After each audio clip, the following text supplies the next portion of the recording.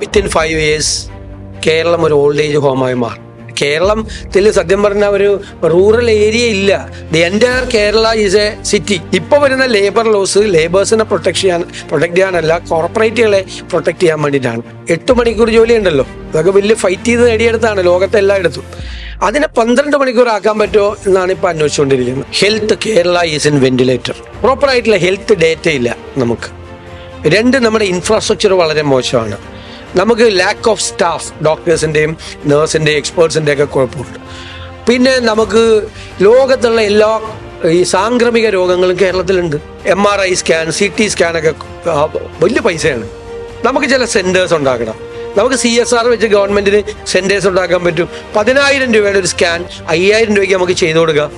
പാവപ്പെട്ടവന് free ആയിട്ടും ചെയ്തു കൊടുക്കുക. നമ്മുടെ മനസ്സിൽ മറ്റുള്ളവനോട് സ്നേഹവും സഹാനുഭൂതിയും അവൻ്റെ വിഷമങ്ങളിൽ സങ്കടവും അവനെ സഹായിക്കണമെന്നുള്ള അദമ്യമായ ആഗ്രഹവും നമ്മുടെ മനസ്സിലുണ്ടെങ്കിൽ അപ്പം നമ്മൾ പൊളിറ്റിക്കലാവും. അല്ലാതെ കതറിട്ടുകൊണ്ട് നടന്നാൽ പൊളിറ്റിക്കലാവില്ല. രാഷ്ട്രീയം പറഞ്ഞുകൊണ്ട് മാത്രം രാവിലെ തൊട്ട് വൈകുന്നേരം വരെ നടന്നാൽ പൊളിറ്റിക്കലാവില്ല. പൊളിറ്റിക്കലാവുമ്പോൾ മനസ്സിൻ്റെ ഉള്ളിൽ ഞാൻ ആ ഒരു സോഷ്യൽ ചേഞ്ചിന് വേണ്ടി, ഒരു മാറ്റത്തിന് വേണ്ടി, സാധാരണക്കാരുടെ ജീവിത നിലവാരത്തിൽ വ്യത്യാസമുണ്ടാക്കാൻ വേണ്ടി എനിക്ക് എന്ത് ചെയ്യാൻ പറ്റും എന്നുള്ളൊരു ചോദ്യം നമ്മൾ സ്വയം നമ്മളോട് ചോദിച്ചുകൊണ്ടിരിക്കുകയും നമ്മളത് ചെയ്തുകൊണ്ടിരിക്കുകയും വേണം. അപ്പോൾ ആ ഒരു ഇൻ്റർനാഷണൽ എയർപോർട്ട് ഉണ്ട്. അത് കേരളത്തിൻ്റെ അഡ്വാൻറ്റേജാണ്. നമുക്ക് ആ അഡ്വാൻറ്റേജ് നമ്മൾ ഉപകരിക്കണ്ടോ? എൻ്റെ കയ്യിൽ 27 ഏവിയേഷൻ പ്രോജക്റ്റ് ഉണ്ട്. ആദ്യം ഈ മെറ്റീരിയൽസ് കംപ്ലീറ്റ് റോഡിൽ കൂടി കൊണ്ടുപോകുന്നത് കടലിൽ കൂടി ആക്കുക. എത്രയാണെന്നറിയാം എക്സ്പെൻസ് കുറവ്? റോഡിൽ കൂടി കൊണ്ടുപോകണതിൻ്റെ 1/4 എക്സ്പെൻസ് അതിൽ കൂടി കൊണ്ടുപോകാനാവുള്ളൂ. ലോൺലിനെസ് എന്ന് പറയുന്നത് ഇന്ന് വലിയ സബ്ജക്റ്റാണ്. ലോകം മുഴുവൻ ചർച്ച ചെയ്യുന്നത്. ഞാൻ കുറേ പുസ്തകങ്ങളൊക്കെ വായിച്ചു. ഷോക്കിംഗ് ആയിട്ടുള്ള കാര്യങ്ങളാണ്. WHO വരെ അതൊരു വലിയ സബ്ജക്റ്റാക്കി മാറ്റിയിരിക്കുകയാണ്. അത് നമ്മുടെ മെൻ്റൽ ഹെൽത്തിനെ വല്ലാതെ അഫക്റ്റ് ചെയ്യുന്നുണ്ട്. നമുക്ക് ഡിപ്രഷൻ എല്ലാം ഉണ്ട്. അതിലൊരു ജെൻഡർ ഇഷ്യൂ ഒന്നുമില്ല. അത് സ്ത്രീകളും പുരുഷന്മാരും എല്ലാവരും ഒരേപോലെ തന്നെയാണ്. ഞാനൊരു വാക്ക് പറയുന്നു, നിങ്ങളെ നിരാശപ്പെടുത്തില്ല. വരാനിരിക്കുന്ന തലമുറയെ നിരാശപ്പെടുത്തില്ല. നമുക്ക് കേരളത്തെ നമുക്ക് തിരിച്ചു പിടിക്കണം. നമ്മൾ ഒരുപാട് അഡ്വാൻറ്റേജസ് ഉണ്ടാക്കിയിരിക്കുന്ന സംസ്ഥാനമാണ് കേരളം പല രംഗത്തും. പക്ഷെ ഇപ്പൊ നമ്മൾ ഇങ്ങനെ പതിയെ പുറയിലേക്ക് നടന്നുകൊണ്ടിരിക്കുകയാണ്. തിരിച്ചു നടക്കണം, മുമ്പിലേക്ക് നമുക്ക് നടക്കണം. നമുക്ക് നടത്താൻ പറ്റും. കോൺഫിഡൻറ്റ്.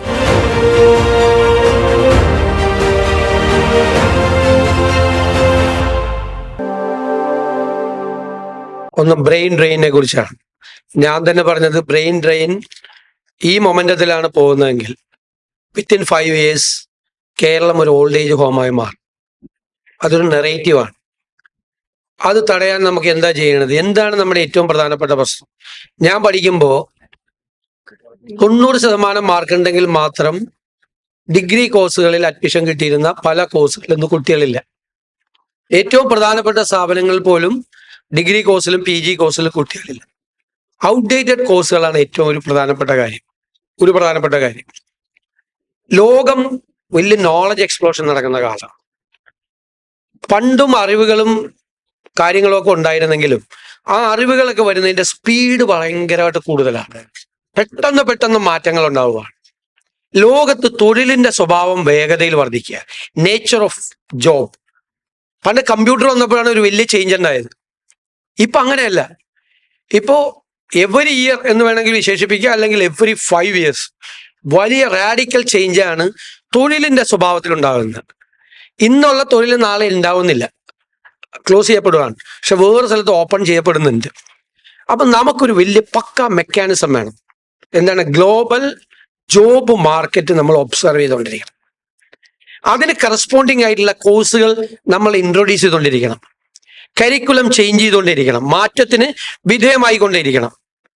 പിന്നെ സ്കില്ലുള്ളവരാണ് ജോലി ചെയ്യുന്നത് പല സ്ഥലത്തും. അവരെ റീസ്കിൽ ചെയ്യണം നമ്മൾ. അവരുടെ അത് പോരായിരിക്കും. അപ്പൊ റീസ്കിൽ ചെയ്യണം, റീഓറിയന്റേഷൻ നടത്തണം പലതിലും.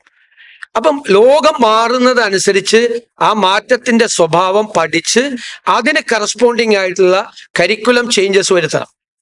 ഇപ്പോ സാമ്പത്തിക രംഗത്ത് എങ്ങനെയാണ്? സാമ്പത്തിക രംഗത്ത് പണ്ട് ഒരുപാട് വലിയ ഇപ്പോ കുറേ നാൾ ഇൻഫ്ലേഷൻ ആണെങ്കിൽ പിന്നെ കുറേ നാൾ ലിക്വിഡിറ്റി ക്രഞ്ചായിരുന്നു. ഇപ്പൊ അങ്ങനെയല്ല. ഇപ്പൊ ചിലപ്പോൾ 3 മാസം ഇൻഫ്ലേഷൻ ആയിരിക്കും. ഇൻഫ്ലേഷൻ റെഡിയാക്കി വരുമ്പോൾ ലിക്വിഡിറ്റി ക്രഞ്ചാവും. രണ്ടും ഓപ്പോസിറ്റ് ആണ്. അപ്പോൾ ഒരു ഇന്റർവെൻഷൻ ഉണ്ട്, നമ്മൾ ഫിനാൻഷ്യൽ ഇന്റർവെൻഷൻ റിസർവ് ബാങ്കിന്റെ ബാങ്കുകളുടെ. അതുപോലെയാണ് ഗ്ലോബൽ ജോബ് മാർക്കറ്റ്. കീനായിട്ട് വാച്ച് ചെയ്തിട്ട് ചെയ്യണം. ഒരു പാർട്ടി ആയാലും. രണ്ടാമത്തെ പാർട്ട് ഈ ജോലിയും കൂടി വേണം. നമ്മുടെ കോഴ്സുകൾ ഉണ്ടായാൽ വരെ നല്ല കോഴ്സുകൾ കൊണ്ടുവന്നു കഴിഞ്ഞാൽ നമുക്കുള്ള ഒരു ഇതെന്ന് വെച്ച് കഴിഞ്ഞാൽ എഡ്യൂക്കേഷന്റെ ഡെസ്റ്റിനേഷൻ പോയിന്റ് ആക്കി നമുക്ക് കേരളത്തെ മാറ്റാൻ പറ്റും. രണ്ട് കാര്യത്തിൽ കേരളത്തെ ലോകത്തിൽ നിന്ന് ആളുകൾ പഠിക്കാൻ വരികയും ചികിത്സിക്കാൻ വരികയും ചെയ്യുന്ന എഡ്യൂക്കേഷന്റെയും ഹെൽത്തിന്റെയും ഡെസ്റ്റിനേഷൻ പോയിന്റ് ആക്കി കേരളത്തെ നമുക്ക് മാറ്റാൻ പറ്റും. അതിനുള്ള സാധ്യതകളാണ് നമ്മൾ പ്രൊജക്ട് ചെയ്യുന്ന രണ്ട് കാര്യം. ക്ലൈമറ്റ് ചേഞ്ച് ഇപ്പോ Inter governmental panel on climate change IPCC 195 രാജ്യങ്ങളുടെ സമിതിയാണ്. അവരുടെ ഒരു ക്ലൈമറ്റ് ചേഞ്ചിനെ കുറിച്ചുള്ള റിപ്പോർട്ടും അതിന്മേലെ നാസ അനാലിസിസും ഉണ്ട്. ഞാൻ വളരെ അഭിമാനത്തോടു കൂടി പറയുന്നത് ലോകത്ത് IPCC റിപ്പോർട്ടും നാസ അനാലിസിസും ചർച്ച ചെയ്ത ഏക ലെജിസ്ലേച്ചർ കേരള ലെജിസ്ലേച്ചർ. ഒരു പാർലമെന്റിൽ പോലും ലോകത്തെങ്ങും കൊണ്ടുവന്നിട്ടില്ല. നമ്മൾ കൊണ്ടുവന്നത്, പ്രതിപക്ഷമാണ് കൊണ്ടുവരാൻ കാര്യം കേരളം ഇത്തിരി വൾണറബിൾ ആയിട്ടുള്ള ഒരു പൊസിഷൻ ഉണ്ട്. അപ്പൊ അതിനെ നമ്മൾ എങ്ങനെ നേരിടും? ഇനിയുള്ള എല്ലാ ഡെവലപ്മെന്റ് പ്രോജക്റ്റും ഒരു ഘടകം, കമ്പോണന്റ് എന്ന് പറയുന്നത് ക്ലൈമറ്റ് ചേഞ്ച് ആയിരിക്കണം. ക്ലൈമറ്റ് ചേഞ്ച് കൂടി പരിഗണിച്ചുകൊണ്ട് എൻവയോൺമെന്റ് ഇമ്പാക്ട് അസസ്മെന്റ് നടത്താതെ ഒരു കെട്ടിടം പോലും പണിയാൻ പാടില്ല. വീട് വെക്കണല്ല ഞാൻ പറഞ്ഞത്. വലിയ ബിൽഡിങ്സ്, വലിയ സ്ട്രക്ചേഴ്സ്. ഇപ്പോ വലിയ റെയിലൊക്കെ പറഞ്ഞില്ലേ നേരത്തെ, 30 അടി ഉയരത്തിൽ എംബാങ്ക്മെന്റ് 300 കിലോമീറ്റർ ദൂരത്തിൽ കെട്ടി റെയിൽ കൊണ്ടുവന്ന കേരളം സ്ലോപ്പാണ്. കേരളത്തിന്റെ ഒരു ജോഗ്രഫിക്കൽ സിറ്റുവേഷൻ നമ്മൾ അറിയണം. നദികളിൽ നിന്ന് വെള്ളം ഒഴുകി കടലിൽ പതിക്കുന്ന സ്ഥലമാണ്. മഴ പെയ്താൽ ഒഴുകി കടലിൽ പോകുന്ന സ്ഥലമാണ്. സ്ലോപ്പാണ് കേരളം. അപ്പൊ അത് ക്ലൈമറ്റ് ചേഞ്ചിന്റെ ഭാഗമായിട്ടുള്ള ഡിസാസ്റ്റേഴ്സിന് സാധ്യതയുള്ള ഒരു സ്ഥലത്ത് അതുകൂടി കണക്കാക്കിക്കൊണ്ട് അതിനെ കൗണ്ടർ ചെയ്യാൻ വേണ്ടിയിട്ടുള്ള വേറെ മെഷേഴ്സ് വേണം. നമുക്ക് ആളുകളെ വിവരം അറിയിക്കാനും സാധ്യതകളെ കുറിച്ച് നേരത്തെ അറിയിക്കാനും ക്ലൈമറ്റ് പ്രഡിക്ഷൻസ് ഉൾപ്പെടെയുള്ള സംവിധാനങ്ങളൊക്കെ കുറെ കൂടെ മോഡേണൈസ് ചെയ്ത് ചെയ്യണം. പക്ഷെ എല്ലാ ഡെവലപ്മെന്റ് ആക്ടിവിറ്റിയും കേരളം ഇങ്ങനെ ഒരു ക്ലൈമറ്റ് ചേഞ്ചിൽ വൾണറബിളായി മാറുന്ന ഒരു സ്ഥലമാണ് എന്നുള്ളൊരു കൺസെപ്റ്റ് നമ്മുടെ മനസ്സിലുണ്ടാകണം. ഇത് രണ്ടും, ഈ ബ്രെയിൻ ഡ്രെയിനെ കുറിച്ച് പറഞ്ഞതും ക്ലൈമറ്റ് ചേഞ്ചിനെ കുറിച്ച് പറഞ്ഞതും വളരെ പ്രധാനപ്പെട്ട കൺസേൺ ആയിട്ട് വളരെ ഗൗരവത്തോടു കൂടി ചർച്ച ചെയ്യപ്പെടേണ്ട കാര്യം. ഒന്ന്, അവരെ എക്യുപ്പ് ചെയ്യാനുള്ള സംവിധാനം നമുക്ക് വേണം. പുറത്തൊന്നും പോയി പഠിക്കണ്ട. ഇവിടെ തന്നെ ലോകത്തിലെ ഏത് ജോലിയും നേടിയെടുക്കാൻ വേണ്ടിയിട്ടുള്ള ആ സ്കില്ല് അവർക്ക് ഉണ്ടാക്കിയെടുക്കുക. എഡ്യൂക്കേഷണൽ സ്കില്ലാണെങ്കിലും അല്ലാതെയുള്ള ബാക്കിയുള്ള കാര്യങ്ങളാണെങ്കിലും പ്രാക്ടിക്കൽ ആയിട്ടുള്ള സംഭവമാണെങ്കിലും നമുക്ക് ഇവിടെ തന്നെ അവർക്ക് പ്രൊവൈഡ് ചെയ്യാൻ പറ്റണം. രണ്ടാമത്തെ പ്രശ്നം, അവർക്കുള്ള ജോലി സാധ്യതകൾ ഇവിടെ നമ്മൾ വർദ്ധിപ്പിക്കണം. കേരളത്തിന്റെ അഡ്വാൻറ്റേജസ് എന്താണ്? കേരളത്തിന് ചില പ്രത്യേകതകളുണ്ട്. ഞാൻ അവസാനം കൺക്ലൂഡ് ചെയ്യുമ്പോൾ പറയാം. ചില പ്രത്യേകതകളുണ്ട്. നമുക്ക് ചില ഡിസഡ്വാൻറ്റേജസ് ഉണ്ട്. ഡിസഡ്വാൻറ്റേജ് എന്താ? നമുക്ക് ഭയങ്കര ഡെൻസിറ്റി ഓഫ് പോപ്പുലേഷനാണ്. ഇപ്പോൾ വടക്കേന്ത്യ സംസ്ഥാനങ്ങളിലോ തമിഴ്നാട്ടിലോ കർണാടകത്തിൽ നിന്ന് പോയാൽ ഇതുപോലെ കേരളത്തിൽ സത്യം പറഞ്ഞ ഒരു റൂറൽ ഏരിയ ഇല്ല. The entire Kerala is A city അല്ലേ? യാത്ര ചെയ്ത മറ്റേടത്തൊക്കെ നമ്മൾ 20 കിലോമീറ്റർ 25 കിലോമീറ്റർ യാത്ര ചെയ്യുമ്പോഴാണ് ഒരു ഗ്രാമം കാണുന്നത്. Entire Kerala is A city. Density of population is too much. അപ്പൊ നമുക്ക് അതനുസരിച്ച് നമ്മുടെ അഡ്വാൻറ്റേജും ഡിസഡ്വാൻറ്റേജും അനുസരിച്ചാണ് നമുക്ക് പ്രോജക്റ്റുകൾ കൊണ്ടുവരാൻ പറ്റുള്ളൂ. പക്ഷെ കേരളത്തിൽ കൊണ്ടുവരാൻ പറ്റുന്ന ഡ്രീമി ആയിട്ടുള്ള ഇഷ്ടംപോലെ പ്രോജക്റ്റുകളുണ്ട്. അത് ഞാൻ പിന്നീട് എക്സ്പ്ലെയിൻ ചെയ്യാം. നിങ്ങളുടെ ചോദ്യത്തിൽ വന്നില്ലെങ്കിൽ ഞാൻ കൺക്ലൂഡ് ചെയ്യുമ്പോൾ അത് പറയാം. I am a trade unionist. I totally agree with you. കാരണം ഈ മറ്റ് സ്ഥാപനങ്ങളിലൊന്നും ഇതുപോലെ ഫയർ ചെയ്യാൻ പറ്റില്ല. ഫയർ ചെയ്യണം എന്നുള്ള വാക്കാണ് ഉപയോഗിക്കുന്നത്. ഞാനൊരു ഈ പാൻഡമിക് സിറ്റുവേഷന്റെ കാലത്ത് മുംബൈയിലെ ഒരു പ്രധാനപ്പെട്ട സ്ഥാപനങ്ങളിലൊക്കെ അവർ രാവിലെ ജോലിക്ക് ചെല്ലുവാണ്. ഞാൻ ഏത് സ്ഥാപനമൊന്നും പറയില്ല, നിങ്ങൾക്ക് അറിയാവുന്ന സ്ഥാപനമാണ്. ചെല്ലുമ്പോൾ ഈ പോക്കറ്റിലെ കാർഡ് ഇട്ടാണ് തുറയുന്നില്ല. അപ്പൊ അവിടെ ഇരിക്കുന്ന സെക്യൂരിറ്റിക്കാരനോട് ചോദിച്ചു, അയാൾക്ക് അറിയില്ല. അപ്പൊ അകത്തേക്ക് വിളിച്ചു ചോദിച്ചു ഫോൺ ചെയ്തിട്ട്, എന്താണ് എൻ്റെ കാർഡ് വർക്ക് ചെയ്യുന്നില്ല? അപ്പൊ പറഞ്ഞു, നിങ്ങളെ പറഞ്ഞു വിട്ടെന്ന് പറഞ്ഞു. നിങ്ങളെ പറഞ്ഞു വിട്ടു, ജോലി പോയി. അപ്പൊ ഇതിൻ്റെ അകത്തുള്ള പ്രശ്നം, ഈ പണ്ഡിറ്റ് നെഹ്റുവിന്റെ കാലം മുതൽ ഇന്ത്യയിലുണ്ടാകുന്ന പാർലമെന്റിലുണ്ടാകുന്ന എല്ലാ ലേബർ ലെജിസ്ലേഷനും ലേബർ നിയമങ്ങളെല്ലാം തൊഴിലാളികളുടെ എക്സ്പ്ലോയിറ്റേഷനിൽ നിന്ന് രക്ഷിക്കുന്നതിന് വേണ്ടി, മുതലാളിത്തത്തിന്റെ ചൂഷണത്തിൽ നിന്ന് രക്ഷിക്കുന്നതിന് വേണ്ടിയിട്ടുള്ള പ്രൊട്ടക്ഷനായിരുന്നു. അവർക്ക് ന്യായമായ കൂലി, ന്യായമായ ജോലി, തൊഴിൽ സുരക്ഷിതത്വം, ജോബ് സെക്യൂരിറ്റി, ഇതെല്ലാം ഇപ്പൊ നിങ്ങൾ നോക്കിയാൽ മതി. Bonus act, industrial dispute act, workmen's compensation act, ഇങ്ങനെ അന്ന് നമുക്ക് ഏത് സ്റ്റേറ്റിലും സെൻട്രലിലും പാർലമെന്റിലും ഏത് ലേബർ നിയമം വന്നാലും എല്ലാവർക്കും അറിയാം അത് ലേബർ ലീനിയന്റ് ആണ്, തൊഴിലാളിയെ പ്രൊട്ടക്ട് ചെയ്യുന്നതിന് വേണ്ടിയിട്ടാണ്. അൺഫോർച്ചുനേറ്റ്ലി ഇപ്പൊ വരുന്ന നിയമങ്ങളെല്ലാം ഈ 8 മണിക്കൂർ ജോലി ഉണ്ടല്ലോ, അതൊക്കെ വലിയ ഫൈറ്റ് ചെയ്ത് നേടിയെടുത്താണ് ലോകത്തെ എല്ലായിടത്തും. അതിനെ 12 മണിക്കൂർ ആക്കാൻ പറ്റുമോ എന്നാണ് ഇപ്പൊ അന്വേഷിച്ചുകൊണ്ടിരിക്കുന്നത്. 8 മണിക്കൂർ ജോലി 12 മണിക്കൂർ, അതായത് മാക്സിമം എക്സ്പ്ലോയിറ്റേഷൻ ആണ് ഇപ്പൊ ചെയ്യുന്നത്. ഇപ്പൊ വരുന്ന ലേബർ ലോസ് ലേബേഴ്സിനെ പ്രൊട്ടക്ട് ചെയ്യാനല്ല, കോർപ്പറേറ്റുകളെ പ്രൊട്ടക്ട് ചെയ്യാൻ വേണ്ടിയിട്ടാണ്.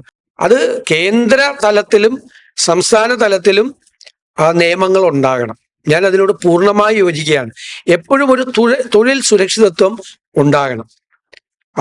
അതിന് വേണ്ടിയിട്ട് ശ്രമിക്കും തീർച്ചയായിട്ടും. അതായത് ചരിത്രത്തെ ഏകാധിപതികളായ ഭരണാധികാരികൾ, ഫാസിസ്റ്റുകൾ, ചരിത്രത്തിൽ അവരെങ്ങനെയാണ് അടയാളപ്പെടുത്തിയിട്ടുള്ളത്? അവര് ചരിത്രം, ഓരോ രാജ്യങ്ങളുടെയും ചരിത്രം ഇല്ലാതാക്കി ആ ചരിത്രം അവരുടെ ചരിത്രമാക്കി മാറ്റാനാണ് ശ്രമിച്ചിട്ടുള്ളത്. എപ്പോഴും ചരിത്രത്തെ വികലമാക്കാനാണ് ശ്രമിച്ചിട്ടുള്ളത്. ഇപ്പോ first half of 20th century ലോകത്തെ ഏറ്റവും കൂടുതൽ കുഴപ്പങ്ങൾ നടന്ന സമയമാണ്. ഏറ്റവും ഏകാധിപതികളായ ഭരണാധികാരികൾ ഭരിച്ചിരുന്ന കാലമാണ്. 2 ലോക മഹായുദ്ധങ്ങൾ ഉണ്ടായിരുന്ന കാലമാണ്, അല്ലെ? ഹിറ്റ്ലറിന് ഗീബൽസിനെ പോലുള്ള ഒരു പ്രൊപ്പഗാൻഡ മിനിസ്റ്റർ ഉണ്ടായിരുന്നു. ഗീബൽസ് നിങ്ങൾ കേട്ടിട്ടില്ലേ? കുട്ടികൾ കേട്ടിട്ടുണ്ടല്ലോ, ഗീബൽസ് പ്രൊപ്പഗാൻഡ മിനിസ്റ്റർ ആയിരുന്നു. അദ്ദേഹം ഡിസേബിൾഡ് ആയിരുന്നു. അപ്പൊ അദ്ദേഹം പറഞ്ഞത് ജർമ്മനിയും ഫ്രാൻസും തമ്മിലുള്ള ഒരു യുദ്ധത്തിൽ അദ്ദേഹത്തെ തടവുകാരനായി പിടിച്ചു. എന്നിട്ട് ജയിൽ മുറിക്കകത്ത് വെച്ച് ടോർച്ചർ ചെയ്തു. ജയിലിന്റെ ഈ വാതിലിന് അടിയിലൂടെ വലിച്ചപ്പോഴാണ് അദ്ദേഹം ഡിസേബിൾഡ് ആയതെന്ന്. അപ്പൊ ഒരു സിമ്പതി വരില്ലേ? നമ്മുടെ രാജ്യത്തിന് വേണ്ടി യുദ്ധം ചെയ്ത് ശത്രു രാജ്യത്തിന്റെ തടവറകളിൽ വെച്ച് പീഡിപ്പിക്കപ്പെട്ട് ഡിസേബിൾഡ് ആയ ഒരാളാണെന്ന്. സത്യത്തിൽ അതൊരു നുണയായിരുന്നു. ഇദ്ദേഹം ജന്മനാ ഡിസേബിൾഡ് ആയിരുന്നു. അദ്ദേഹത്തിന്റെ പ്രത്യേക രീതി എന്താണ്? ഒരു നുണ 1000 പ്രാവശ്യം പറഞ്ഞാൽ അത് സത്യമായി മാറുമെന്നാണ്. അന്ന് ഗീബൽസ് ചെയ്തിരുന്ന ജോലി ഇപ്പോഴും PR ഏജൻസിയിൽ ചെയ്തുകൊണ്ടിരിക്കുകയാണ് നമ്മുടെ രാജ്യത്ത്. സെയിം പണി, അതിനേക്കാൾ കുറച്ചുകൂടി പ്രൊഫഷണൽ ആയിട്ട് ഇന്ന് സൗകര്യങ്ങളൊക്കെ കൂടുതലുള്ളതുകൊണ്ട് ചെയ്തുകൊണ്ടിരിക്കുക എന്നുള്ളതാണ്. ഇവർ എപ്പോഴും ആദ്യം ചെയ്യുന്നത് ഹിസ്റ്ററിയിലേക്ക് നുഴഞ്ഞു കയറുക. ഇപ്പൊ മഹാത്മാഗാന്ധി ചരിത്രത്തിൽ നിന്ന് മാറ്റാൻ നോക്കുവാണ്. ജവഹർലാൽ നെഹ്റു ചരിത്രത്തിൽ നിന്ന് മാറ്റാൻ നോക്കുവാണ്. അത് ലോകത്തെ എല്ലാ രാജ്യങ്ങളിലും ആ പ്രോസസ്സ് നടക്കുന്നുണ്ട്. പക്ഷെ ചരിത്രം നിലനിൽക്കുക തന്നെ ചെയ്യും. ചരിത്രത്തെ വികലമാക്കാനും വളച്ചൊടിക്കാനുമുള്ള ഏത് ശ്രമത്തെയും, ജനാധിപത്യത്തെ പ്രൊട്ടക്ട് ചെയ്യാൻ വേണ്ടിയിട്ടുള്ള, ഭരണഘടനാ മൂല്യങ്ങളെ പ്രൊട്ടക്ട് ചെയ്യാൻ വേണ്ടിയിട്ടുള്ള സമരത്തിന്റെ ഭാഗമാക്കി അതിനെ മാറ്റും, അതിനെ നിലനിർത്തുകയും ചെയ്യാനുള്ള പോരാട്ടം. അതിലൊരു വിട്ടുവീഴ്ചയില്ല, ഒരു കോംപ്രമൈസും അതിനകത്തില്ല. നമ്മൾ വിചാരിക്കേണ്ടത് ഏകാധിപതികളായ ഭരണാധികാരികളെല്ലാം ഭീരുക്കളായിരുന്നു, ഭയങ്കര പേടിയായിരുന്നു. രാത്രി അവർ കിടക്കാൻ പോകുമ്പോൾ വാതിലിന്റെ കുളത്തൊക്കെ നന്നായിട്ട് അവര് തന്നെ നോക്കും, ഇട്ടിട്ടുണ്ടായിരുന്നു. ജനലിന്റെ കൊളുത്ത് വീണിട്ടുണ്ടാന്ന് നോക്കും. എന്നിട്ട് കാട്ടിലുമ്പോ വന്നിരിക്കും. അപ്പൊ വീണ്ടും സംശയം വരും, ശരിക്കും വീണിട്ടുണ്ടാന്ന് കൊളുത്ത്. നമ്മളൊക്കെ വീടിനകത്ത് കയറിയ കൊളുത്തിട്ടുണ്ടാന്ന് പോലും നോക്കില്ല, കിടന്നുറങ്ങുള്ളൂ. ഇവരെന്നിട്ട് രാത്രി 1 മണിയാകുമ്പോൾ വീണ്ടും എഴുന്നേക്കും. എന്നിട്ട് വീണ്ടും സംശയമാണ് ആരെങ്കിലും കൊളുത്തിട്ടുണ്ടാന്ന്. അങ്ങനെയുള്ള ഭീരുക്കളാണ്. അവരാണ് ഭീരുക്കൾ, നമ്മളല്ല. നമ്മൾ ധീരന്മാരാകേണ്ട ആളുകളാണ്, ധീരരായി ആകേണ്ട ആളുകളാണ്. നമുക്ക് ഈ അടിസ്ഥാനപരമായ മൂല്യങ്ങളെ പ്രൊട്ടക്ട് ചെയ്യാൻ ബാധ്യതപ്പെട്ടവരാണ് നമ്മളത് പ്രൊട്ടക്ട് ചെയ്യുക തന്നെ ചെയ്യും. ഞാൻ തന്നെ ഒരു നെറേറ്റീവ് ഉണ്ടാക്കി. Health Kerala is in ventilator. അതാണ് എൻ്റെ നെറേറ്റീവ്. ആരോഗ്യ രംഗത്ത് ഏറ്റവും നേട്ടങ്ങൾ ഉണ്ടാക്കിയ ഒരു സംസ്ഥാനമാണ് കേരളം. ആരോഗ്യ വിദ്യാഭ്യാസ രംഗത്ത് മിഷണറിമാരുടെ കാലം മുതലുള്ള രാജഭരണകാലത്ത്, ജനാധിപത്യ ഭരണകാലത്ത് അതെല്ലാം നന്നായി മാറി മാറി വന്ന എല്ലാ ഗവൺമെന്റുകളും കൂടുതൽ അലോക്കേഷൻ കൊടുത്ത് നന്നായി കൊണ്ടുവന്നിരുന്നതാണ്. പക്ഷെ ദൗർഭാഗ്യവശാൽ ഇന്ന് ഒരുപാട് പ്രശ്നങ്ങൾ പൊതു ആരോഗ്യ മേഖലയിലുണ്ട്. ഇത് ഞാൻ പറയുക മാത്രമല്ല ചെയ്തത്. Health Kerala is in ventilator എന്ന് പറഞ്ഞിട്ട് കയ്യും കെട്ടിച്ചിരിക്കുകയല്ല ചെയ്തത്. ഞങ്ങൾ തിരുവനന്തപുരത്ത് ഒരു ഹെൽത്ത് കോൺക്ലേവ് നടത്തി. രാജ്യത്തെയും വിദേശത്തുമുള്ള ഡോക്ടർമാരെല്ലാം പങ്കെടുപ്പിച്ചുകൊണ്ട് കേരളം നേരിടുന്ന പ്രശ്നങ്ങൾ, ഒരുപാട് പ്രശ്നങ്ങളുണ്ട്. ഒന്ന്, ഈ പ്രോപ്പറായിട്ടുള്ള ഹെൽത്ത് ഡേറ്റ ഇല്ല നമുക്ക്. രണ്ട്, നമ്മുടെ ഇൻഫ്രാസ്ട്രക്ചർ വളരെ മോശമാണ്. നമുക്ക് ലാക്ക് ഓഫ് സ്റ്റാഫ്, ഡോക്ടേഴ്സിൻ്റെയും നേഴ്സിൻ്റെയും എക്സ്പേർട്സിൻ്റെ ഒക്കെ കുഴപ്പമുണ്ട്. പിന്നെ നമുക്ക് ലോകത്തുള്ള എല്ലാ ഈ സാംക്രമിക രോഗങ്ങളും കേരളത്തിലുണ്ട്. ജപ്പാൻ ജ്വരം മുതൽ എല്ലാ സാധനമുണ്ട് ലോകത്തിൽ. ഉഗാണ്ടയിലും അവിടെയൊക്കെയുള്ള എല്ലാ സാംക്രമിക രോഗങ്ങളും ഉള്ള ഒരു സംസ്ഥാനമാണ്. ഇഷ്ടംപോലെ വൈറസുകളുള്ള എല്ലാ കുഴപ്പമുള്ള സ്ഥലമാണ് കേരളം ഇപ്പോൾ. പിന്നെ നമ്മുടെ മെൻ്റൽ ഹെൽത്ത് വളരെ മോശമായിക്കൊണ്ടിരിക്കുകയാണ്. അങ്ങനെ ഒരുപാട് ഏരിയയുണ്ട്. അതിൽ വേറൊരു പ്രധാനപ്പെട്ട കാര്യം ഔട്ട് ഓഫ് പോക്കറ്റ് എക്സ്പെൻസ് എന്ന് പറയും. കാരണം ഒരു അസുഖം വന്നാൽ നമ്മുടെ പോക്കറ്റിൽ നിന്ന് ചിലവാകേണ്ട പണം അത് 70% ആണ്, ഹയസ്റ്റ് ഇൻ ഇന്ത്യ. അതായത് 1,00,000 രൂപ ചിലവായ 70,000 രൂപ നമ്മുടെ കയ്യിലെടുക്കണം. തമിഴ്നാട് ഒരു 6-7 കൊല്ലം മുമ്പ് തമിഴ്നാട് 64%. തമിഴ്നാട് കഴിഞ്ഞ 7 കൊല്ലം കൊണ്ട് അത് 32% ചുരുക്കി കൊണ്ടുവന്നു. അപ്പൊ പൊതു ആരോഗ്യ സംവിധാനങ്ങളെ മെച്ചപ്പെടുത്താൻ വേണ്ടിയിട്ടുള്ളൊരു ഹെൽത്ത് ഡോക്യുമെന്റ് അത് നമ്മൾ ഫെബ്രുവരിയിൽ നമ്മളത് ഡിക്ലെയർ ചെയ്യാം. ഈ ചോദ്യം ചോദിച്ചുകൊണ്ട് എനിക്കിതൊക്കെ പറയാൻ പറ്റുക. Thank you. മാത്രമല്ല, ആ ഹെൽത്ത് ഡോക്യുമെന്റിൽ നമ്മൾ ഫസ്റ്റ് ഫേസിൽ നമ്മുടെ ഔട്ട് ഓഫ് പോക്കറ്റ് എക്സ്പെൻസ് പകുതിയാക്കി കുറച്ച് കൊണ്ടുവരും. ഇൻഫ്രാസ്ട്രക്ചർ നമ്മൾ ഡെവലപ്പ് ചെയ്യും. കുറച്ച് ക്രോസ് സബ്സിഡി ചെയ്യണം. ഇപ്പൊ ഞാൻ ഉദാഹരണം, MRI സ്കാൻ, CT സ്കാനൊക്കെ വലിയ പൈസയാണ്. നമുക്ക് ചില സെന്റേഴ്സ് ഉണ്ടാക്കണം.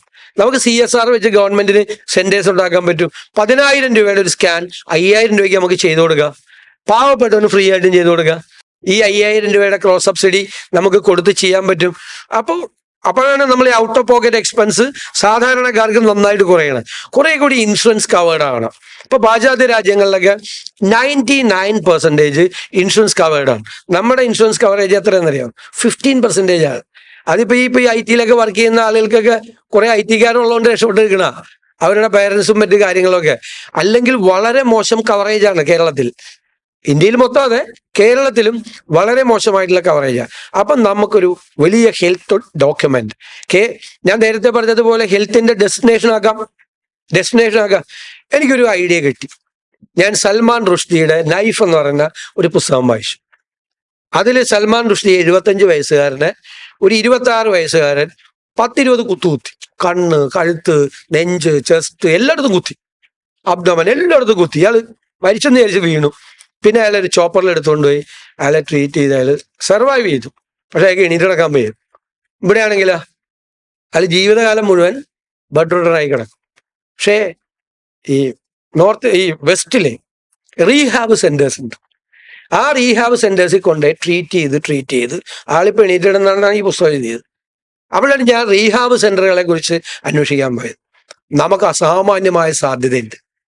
നമുക്ക് ഹോളിസ്റ്റിക് മെഡിസിൻ ആക്കാം. നമ്മുടെ ആയുർവേദത്തെയും അലോപ്പതിയെല്ലാം മിക്സ് ചെയ്തിട്ട്. അപ്പം നമുക്ക് GCCയിൽ നിന്ന് വരും, തേർഡ് വേൾഡ് കൺട്രീസിൽ നിന്ന് വരും, ഈവൻ യൂറോപ്പിൽ നിന്ന് വരെ ആളുകൾ ചികിത്സയ്ക്കായി കേരളത്തിൽ വരും. കേരളത്തിന്റെ ട്രോപ്പിക്കൽ ക്ലൈമറ്റ് പ്രയോജനപ്പെടുത്തിക്കൊണ്ട് നമുക്ക് ഹെൽത്തിലും എഡ്യൂക്കേഷനിലും നമ്മൾ കേരളത്തെ ഡെസ്റ്റിനേഷൻ പോയിന്റ്. ഒരുപാട് തൊഴിൽ സാധ്യതകളും വരും. നേരത്തെ പറഞ്ഞല്ല, മോൻ ആദ്യത്തെ ചോദ്യം ചോദിച്ചപ്പോൾ പറഞ്ഞില്ലേ, നമുക്ക് ജോബ് ഓപ്പർച്യൂണിറ്റീസ് ഉണ്ടാക്കാൻ വേണ്ടിയിട്ടുള്ള കുറെ നമ്മുടെ ആശയങ്ങളിൽ അതിൽ 2 പ്രധാനപ്പെട്ട കാര്യമാണ് ഹെൽത്ത്, എഡ്യൂക്കേഷൻ. ഞാനങ്ങനെ നമ്മുടെ ഇപ്പോഴത്തെ യുവത്വത്തെ കുറിച്ച് അങ്ങനെ നിരാശനായിട്ടുള്ള ഒരാളല്ല. ചിലപ്പോൾ ഞങ്ങളുടെ ജനറേഷനിൽ എന്തെങ്കിലും വ്യത്യാസം ഉണ്ടാവും അവർക്ക്.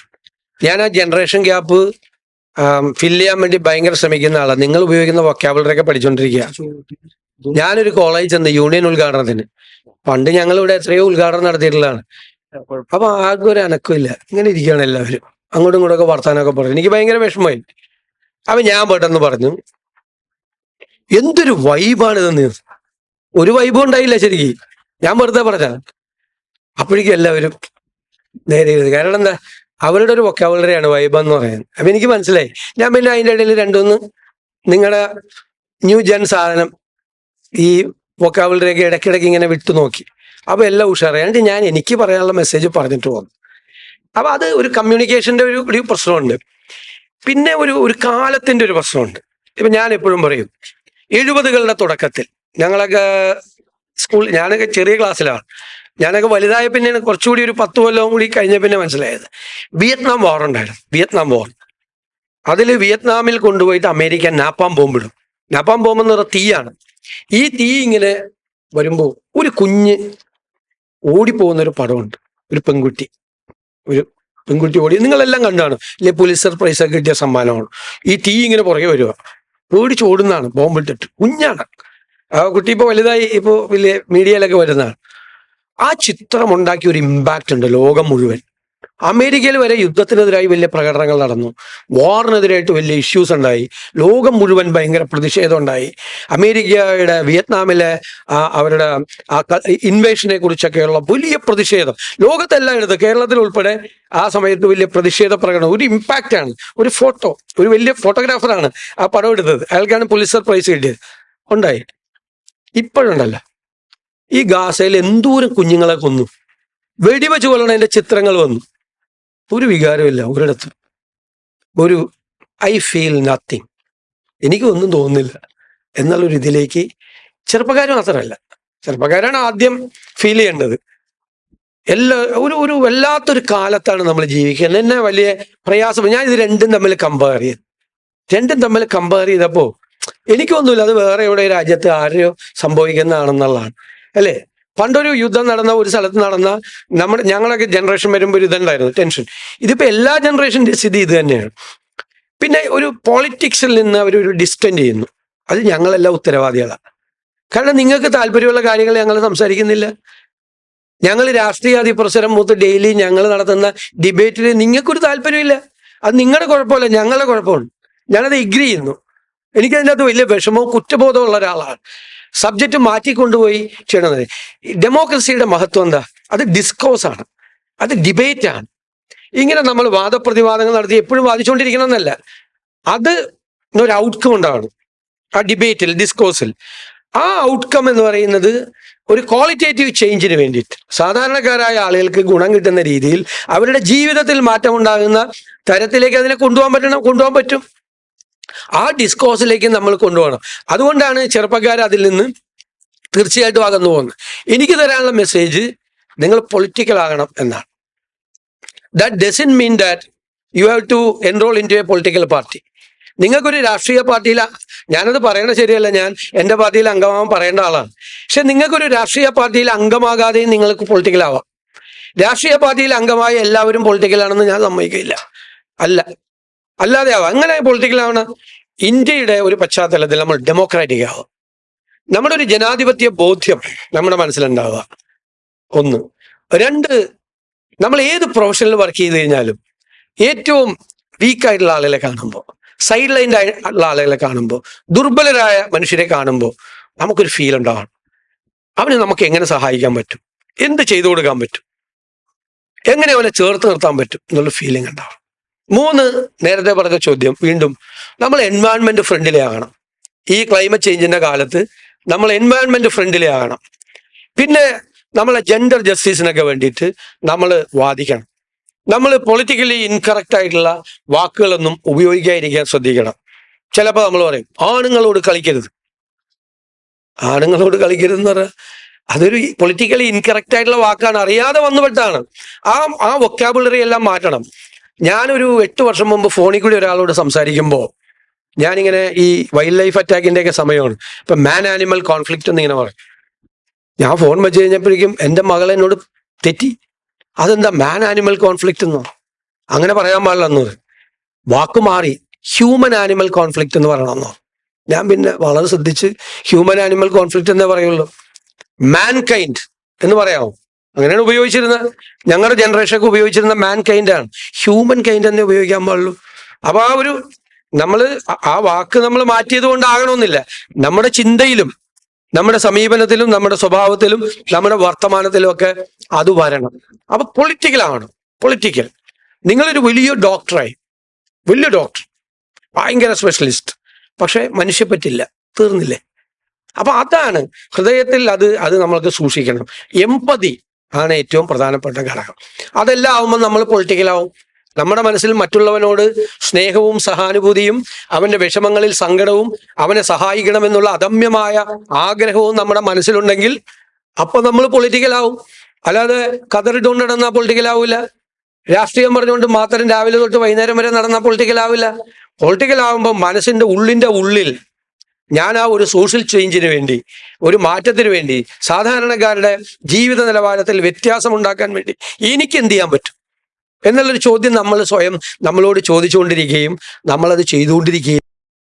നിങ്ങൾ ഒരു സമൂഹത്തിൽ എന്ത് സംഭവിക്കുന്നു, നമ്മുടെ ചുറ്റുപാടുകൾ എന്ത് സംഭവിക്കുന്നു എന്ന് നിങ്ങൾ ഒബ്സർവ് ചെയ്യണം. ലോകത്ത് എന്താണ് നടക്കുന്നത്, നമ്മുടെ ചുറ്റുപാടുകളും എന്താണ് നടക്കുന്നത്, എവിടെയാണ് ഇൻജസ്റ്റിസ് ഉള്ളത്.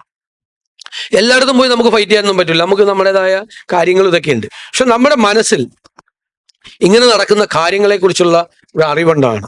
അപ്പോഴാണ് ആ ജനറേഷൻ, നിങ്ങളുടെ ഒരു തിങ്കിങ് അങ്ങനെ നിങ്ങൾ വരുമ്പോൾ, ലോകത്ത് അങ്ങനെ ആയിരുന്നു, ലോകത്തുള്ള എല്ലായിടത്തും നടന്നിരുന്ന എല്ലാ മാറ്റങ്ങളും അങ്ങനെയാണ്, എല്ലാ ചേഞ്ചും. ഇപ്പൊ ഫ്രഞ്ച് റവല്യൂഷൻ നടന്നതിനൊക്കെ പറ്റി വായിക്കുമ്പോൾ ഈ കോഫി ക്ലബ്ബുകളിൽ ഇരുന്ന് വൈകുന്നേരം സംസാരിച്ചിരുന്ന ചെറുപ്പക്കാരുടെ ഇടയിലുണ്ടായ ആശയമാണ് പിന്നീട് ഫ്രഞ്ച് റവല്യൂഷനായിട്ട് മാറിയത്. ലോകത്തുണ്ടായ മാറ്റങ്ങൾക്കെല്ലാം അല്ലേ, നമ്മുടെ സ്വാതന്ത്ര്യ സമരത്തിനും നമ്മുടെ യുവത്വം വലിയ സംഭാവനകൾ ചെയ്തിട്ടുണ്ട്. അപ്പം മാറ്റങ്ങൾക്ക് വേണ്ടിയിട്ടുള്ള ചേഞ്ച് വേണം, എല്ലാ സ്ഥലത്തും ചേഞ്ച് ആവശ്യമുള്ളിടത്ത് ചേഞ്ച് വേണം എന്ന് ഒരു ജനറേഷൻ, വളർന്നു വരുന്ന ഒരു ജനറേഷൻ ആവശ്യപ്പെടുമ്പോൾ അത് നിർബന്ധിതരായി തീരും. പിന്നെ ഒരു സമയമുണ്ട്, ഇപ്പം ഞാനാണെങ്കിലും എല്ലാത്തിനും ഇതിൻ്റെ അകത്ത് ഇങ്ങനെ നിൽക്കുന്നതിനൊരു സമയമുണ്ട്. അപ്പം നല്ല പൊട്ടൻഷ്യനായിട്ടുള്ള അടുത്ത ജനറേഷൻ വളർന്നു വരണം. അവർ ഞങ്ങളെ ബൈപ്പാസ് ചെയ്ത് പോകണം, ഇല്ലെങ്കിൽ ഞങ്ങൾ തന്നെ തൂങ്ങിപ്പിടിച്ച് കിടക്കുമ്പോൾ, നല്ല ആളുകൾ വന്നില്ലെങ്കിൽ ഞങ്ങൾ പരമാവധി ഞങ്ങളുടെ ജനറേഷൻ ഇതിൽ നിന്ന് പോകാതെ, റിട്ടയർ ചെയ്യാതെ, മൂക്കിൽ പല്ല് വന്നാൽ ഇതിൽ തന്നെ നിൽക്കാൻ വേണ്ടി ശ്രമിക്കും. അപ്പോൾ വരുമ്പോൾ നിങ്ങളെ പോലുള്ള കുട്ടികൾ വളർന്നു വന്ന് നല്ല മിടുക്കന്മാരായി ടീമായി വന്ന് മാറാൻ ഞങ്ങൾ നിർബന്ധിതരാവണം. എന്നേക്കാൾ കൊള്ളാവുന്ന ഒരുത്തൻ വരുമ്പോൾ ഞാൻ മാറിക്കൊടുക്കണം, വേണ്ടേ? ഇപ്പം ഇല്ലെന്നല്ല ഞാൻ പറയുന്നത്, പക്ഷെ വരാൻ പറ്റും എല്ലാ ഫീൽഡിലും. ഞാനിപ്പോൾ പറഞ്ഞപ്പോൾ എല്ലാ ഫീൽഡിലും അതുണ്ടാവും, ആ ചേഞ്ച് ഉണ്ടാവും. പക്ഷെ നിങ്ങൾ വളരെ ഗൗരവത്തോടു കൂടി ഉള്ള ഒരു നമ്മുടെ കൺവിക്ഷനാണ്. നമ്മൾ സാമൂഹ്യ യാഥാർത്ഥ്യങ്ങൾ, സോഷ്യൽ റിയാലിറ്റീസ് എന്താണ് എന്ന് മനസ്സിലാക്കി നമ്മൾ അതിനെക്കുറിച്ച് ചിന്തിച്ച്, നമ്മൾ അറിയാവുന്നവരോട് ചോദിച്ച്, നന്നായി വായിച്ച് കാര്യങ്ങൾ മനസ്സിലാക്കി നമ്മളൊരു ബോധ്യത്തിലെത്തണം. അതാണ് നമ്മുടെ കൺവിക്ഷൻ. ആ കൺവിക്ഷനാണ്, അതാണ് ഏറ്റവും പ്രധാനം. അറിവും കൂടിയാണ്. ഇനിയുള്ള കാലം എന്ന് പറയുന്നത്, ഞാൻ പറഞ്ഞല്ലോ, നോളജ് എക്സ്പ്ലോഷൻ നടക്കുന്ന കാലത്ത് അറിവ് അപ്ഡേറ്റ് ചെയ്യുക എന്നത് വലിയ വെല്ലുവിളിയാണ്. എഞ്ചിനീയറിംഗ് കോളേജിൽ പഠിക്കുന്ന കുട്ടി പഠിച്ച് പുറത്തു വരുമ്പോൾ പഠിക്കുന്ന വിഷയം ഔട്ട്ഡേറ്റഡ് ആവുകയാണ്, പുതിയ സാധനം വരികയാണ്. പണ്ട് അത്രയും വെല്ലുവിളിയില്ല. പക്ഷെ പണ്ട് ഞങ്ങൾക്ക് വേറെ പ്രശ്നമുണ്ട്. ഞങ്ങൾക്കൊരു അറിവ് കിട്ടണമെങ്കിൽ ലൈബ്രറി പോയിരിക്കണം, അല്ല അധ്യാപകരോട് ചോദിക്കണം, എന്നാലും കിട്ടിക്കൊള്ളണമെന്നില്ല. ഇപ്പൊ ഞാൻ പറഞ്ഞപ്പോൾ തന്നെ എനിക്ക് നിങ്ങളിരിക്കുമ്പോൾ ഭയങ്കര പേടിയാ ഈ ജനറേഷൻ. കാരണം സാധനം കയ്യിലിരിക്കുകയല്ലേ, information is on your finger tip. പക്ഷെ സാറ് പറഞ്ഞ ബുക്കിന്റെ പേര് മാറിപ്പോയി, അല്ലെങ്കിൽ ആ സാറ് പറഞ്ഞ ഇയർ മാറിപ്പോയി, ആ സംഭവം ഇങ്ങനെയല്ലാന്ന് നിങ്ങൾക്ക് 1 മിനിറ്റ് പോലും എടുക്കാതെ 30 സെക്കൻഡ്സ് കൊണ്ട് എന്നെ കറക്റ്റ് എഴുന്നേറ്റ് തെറ്റിപ്പോയെന്ന് പറയാം.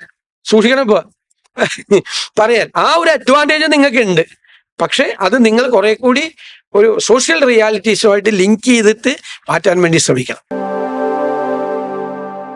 ചെറുപ്പക്കാരായ ആളുകൾക്ക്, സ്ത്രീകൾക്ക് കൂടുതൽ പ്രാതിനിധ്യം ഉണ്ടാവും, ഒരു സംശയം വേണ്ട. കോൺഗ്രസ് അത് നന്നായിട്ട് ചെയ്തിരുന്ന ഒരു സംസ്ഥാനമാണ് കേരളം. ഏറ്റവും കൂടുതൽ മറ്റ് സംസ്ഥാനങ്ങളിനേക്കാളും നന്നായിട്ട് കേരളത്തിൽ കോൺഗ്രസ് ആണ് അതിൻ്റെ മാതൃക കൊടുത്തത്. 70s വലിയൊരു ടീം വന്നു, ഉമ്മൻചാണ്ടിയെ പോലുള്ള ആളുകളുടെ ഒരു വലിയ ടീം വന്നു. 80s വേറെ ഒരു ടീം വന്നു. ഞങ്ങളൊക്കെ 90s അവസാനം വന്നതാണ്. നമ്മളൊക്കെ വരുമ്പോൾ ചെറുപ്പക്കാരാണ്. പിന്നീട് ഞങ്ങൾക്ക് ശേഷം എത്ര ജനറേഷൻ വന്നു, 2-3 കഴിഞ്ഞ പ്രാവശ്യം നല്ല ആളുകൾ വന്നു, ഒരുപാട് ആളുകൾ വന്നു. അപ്പം ഇനിയും ഒരുപാട് അവസരങ്ങൾ, നല്ല പൊട്ടൻഷ്യൽ ആയിട്ടുള്ള ആളുകൾ ധാരാളമായിട്ട് ഒരു 2nd റോയും 3rd റോയും ഒക്കെ ഉള്ള പാർട്ടിയാണ് കോൺഗ്രസ്. തീർച്ചയായിട്ടും അവരെ പ്രൊവൈഡ് ചെയ്യും. പിന്നെ പറയുന്നത് നമ്മുടെ സെക്യുലർ പൊസിഷനിങ് ആണ്, ഒരു സംശയമില്ല. കാരണം നമ്മൾ കേരളത്തിനൊരു പ്രത്യേകതയുണ്ട്, കേരളം സെക്യുലറാണ്. കേരളത്തിന്റെ സെന്റർ തന്നെ ലെഫ്റ്റ് ആണെന്ന് വിചാരിക്കുന്ന ഒരാളാണ് ഞാൻ ലെഫ്റ്റാണ്, ഞാൻ റൈറ്റ് അല്ല, ഞാൻ നെഹ്റുവിയൻ ലെഫ്റ്റാണ്. ഇവിടെ ഈ ലെഫ്റ്റ് ആണെന്ന് പറയുന്ന പലരും റൈറ്റ് എക്സ്ട്രീമാണ് നടപടികളിലേക്ക് കാര്യങ്ങൾ കടക്കുമ്പോൾ. അപ്പോൾ ലെഫ്റ്റ് എന്ന് പറഞ്ഞാൽ മറ്റേ വേറെ കമ്മ്യൂണിസ്റ്റോ അതൊന്നും അല്ല, അതൊരു പഴയ പ്രയോഗമാണ് ലെഫ്റ്റ് എന്ന് പറയുന്നത്. നിങ്ങൾക്കറിയാം, അത് പഠിക്കാൻ പോകുമ്പോൾ അറിയാം. അതൊരു പ്രോഗ്രസീവ് തിങ്കിങ്ങും പുതിയ കാര്യങ്ങൾ ഉള്ള കാലത്തിനനുസരിച്ചുള്ള മാറ്റം ഉൾക്കൊള്ളാനൊക്കെ കഴിയുന്ന ഒരു മനസ്സും ആണ്. അതിൽ നമുക്ക് സെക്യുലറായിട്ട് നിൽക്കാനേ പറ്റുള്ളൂ. പക്ഷെ നിങ്ങൾ കേരളത്തിൽ ഒരു അപകടമുണ്ട്, ഒരു തീപ്പൊരി വീഴാൻ കാത്തിരിക്കുന്ന സ്ഥലമാണ് കേരളം. കുറെ ആളുകൾ വെറുതെ നമ്മളെ തമ്മിൽ ഭിന്നിപ്പിക്കാൻ വേണ്ടി ഉള്ള ഒരു അവസരത്തിന് വേണ്ടി കാത്തിരിക്കുകയാണ്. ഏത് അവസരം വീണ് കിട്ടിയാലും അവരെ നാളി കത്തിക്കും തീയായിട്ട്. അപ്പം നമ്മൾ വളരെ ശ്രദ്ധിച്ചുകൊണ്ടിരിക്കണം. നമ്മൾ വളരെ ശ്രദ്ധിച്ചുകൊണ്ടിരിക്കണം. അതിനുള്ളൊരു അവസരം നമ്മൾ ഉണ്ടാക്കരുത്. ഞാൻ കഴിഞ്ഞ ദിവസം പറഞ്ഞു, ഈ തീപ്പൊരി വീഴാൻ കാത്തിരിക്കുന്ന സ്ഥലത്തേക്ക് തീപ്പന്ത് എറിഞ്ഞു കൊടുക്കുകയാണ് ചിലർ, കത്തിക്കാൻ, ആളി കത്തിക്കാൻ. അതിനൊന്നും നമ്മൾ വഴങ്ങില്ല. ഇപ്പം എല്ലാ പൊളിറ്റിക്കൽ പാർട്ടികളുടെയും ഫസ്റ്റ് എയിം എന്താ? ഇലക്ഷനിൽ ജയിക്കണം. തീർച്ചയായിട്ടും ജയിക്കണം. ഞാൻ കരുതുന്നത് ഇലക്ഷനിൽ ജയിക്കണേക്കാൾ പ്രധാനമാണ് വർഗീയതയെ കുഴിച്ചു മൂടുക എന്നുള്ളത്. ഇലക്ഷനിൽ തോറ്റാലും സാരമില്ല, വർഗീയതയെ കുഴിച്ചു മൂടുക. ഒരു കാരണവശാലും നമ്മളൊക്കെ എന്ത് ഫ്രണ്ട്ലി ആയിട്ട് ജീവിക്കുന്ന, ഇവിടെ കേരളത്തിൽ ഏത് കോളനി പോയാലും, പണക്കാർ താമസിക്കുന്ന കോളനിയിൽ പോയാലും, പാവപ്പെട്ടവർ താമസിക്കുന്ന കോളനിയിൽ പോയാലും എല്ലാ കമ്മ്യൂണിറ്റിയും ഉണ്ടാവും അവിടെ. ഓണം വന്നാൽ എല്ലാവരും കൂടിയാണ് സെലിബ്രേറ്റ് ചെയ്യണത്, ക്രിസ്മസ് വന്നാൽ എല്ലാവരും കൂടിയാണ് സെലിബ്രേറ്റ് ചെയ്യണത്, അല്ലേ? റംസാൻ വന്നാൽ എല്ലാവരും കൂടിയാണ് സെലിബ്രേറ്റ് ചെയ്യണത്. അങ്ങോട്ടും ഇങ്ങോട്ടും ഒക്കെ പലഹാരങ്ങളെല്ലാം കൊടുത്തയച്ചെന്ത് സ്നേഹത്തിൽ ജീവിക്കുന്ന ഒരു നാടാണ് കേരളം. നമ്മൾ ഫ്രണ്ട്സ്, നമുക്ക് എന്തുമാത്രം ഫ്രണ്ട്സ് ആണുള്ളത്, എല്ലാ കമ്മ്യൂണിറ്റിയിലും പെട്ട ഫ്രണ്ട്സ് ആണ് എന്താണുള്ളത്, അല്ലേ? ഞങ്ങളുടെ ജനറേഷനിലും ഉണ്ട്, ഞങ്ങളുടെ ജനറേഷനിൽ ഈ പേര് കണ്ടാലേ മനസ്സിലാവുള്ള ഏതാ കമ്മ്യൂണിറ്റി എന്ന്. ചിലരുടെ വീട്ടിൽ പോകുമ്പോഴാണ് ചിലർ ഏത് കമ്മ്യൂണിറ്റിയാണെന്ന് മനസ്സിലായത്. ഞാൻ ഇന്ന് എൻ്റെ ഒരു ഫ്രണ്ട് ഉണ്ട്, ആ ഒരു ഫ്രണ്ടിൻ്റെ വീട്ടിൽ ചെന്നപ്പോഴാണ് ആ ഫ്രണ്ടിൻ്റെ കമ്മ്യൂണിറ്റി ഏതാണെന്ന് എനിക്ക് മനസ്സിലായത്. ഞാനായിട്ട് ഭയങ്കര ക്ലോസ് ആണ്, പക്ഷെ അവരുടെ പേര് കേട്ടാലൊന്നും മനസ്സിലാവില്ല ഏതാണെന്ന്. ചെന്നപ്പോഴാണ് ഏത് കമ്മ്യൂണിറ്റിയാണെന്ന് വീട്ടിൽ ദൈവങ്ങളുടെ പടം വയ്ക്കുമ്പോഴാണല്ലോ മനസ്സിലാകുന്നത്. അങ്ങനെ ഒരു നാടാണ് കേരളം.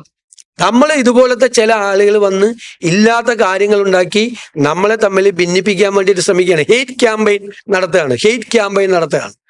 അതൊക്കെ ഡെമോക്രസിയുടെ, സെക്യുലറിസം എന്നൊക്കെ പറഞ്ഞത് ആകാശത്ത് നിന്ന് പൊട്ടി വീണ വാക്കുകളല്ല. ഒരുപാട് സ്വാതന്ത്ര്യ സമര സേനാനികൾ, നമ്മുടെ പൂർവികർ ചോരയിൽ എഴുതി വെച്ച വാക്കാണ്. നമ്മളത് പ്രൊട്ടക്ട് ചെയ്യും. അങ്ങനെ വരുന്ന ശ്രമങ്ങളെയൊക്കെ നമ്മളെങ്ങനെ പരാജയപ്പെടുത്തുന്നത്? നമ്മൾ തോളോട് തോളൊരുമേക്ക് ഞങ്ങളെ ഭിന്നിപ്പിക്കാൻ നിങ്ങൾ വിചാരിച്ചാൽ പറ്റില്ല എന്നോ നമ്മൾ ഉറച്ചു എന്ന് പറയും. അത്തരം ഒരു ശക്തിക്കും, എനിക്ക് ചോദ്യം മനസ്സിലായി, ഒരു ശക്തിക്കും കീഴടങ്ങില്ല എൻ്റെ വാക്ക്. ഒരു ശക്തിക്കും കീഴടങ്ങില്ല. എത്ര വലിയ ആളാണ്, എത്ര വലിയ വോട്ട് ബാങ്ക് കയ്യിൽ വെച്ചുകൊണ്ട് നമ്മളോട് ഇവിടെ വരാം, ഞങ്ങൾ പറയണ പോലെ ചെയ്യണം, എന്നാൽ മാത്രമേ ഈ വോട്ട് തരുള്ളൂ എന്ന് പറയാം. ആ വോട്ട് കയ്യിൽ വെച്ചേക്കാൻ പറയും. വർഗീയത പറഞ്ഞ്, അല്ലെങ്കിൽ കുഴപ്പമില്ല, അല്ലെങ്കിൽ സന്തോഷം, സ്നേഹം പോരെ.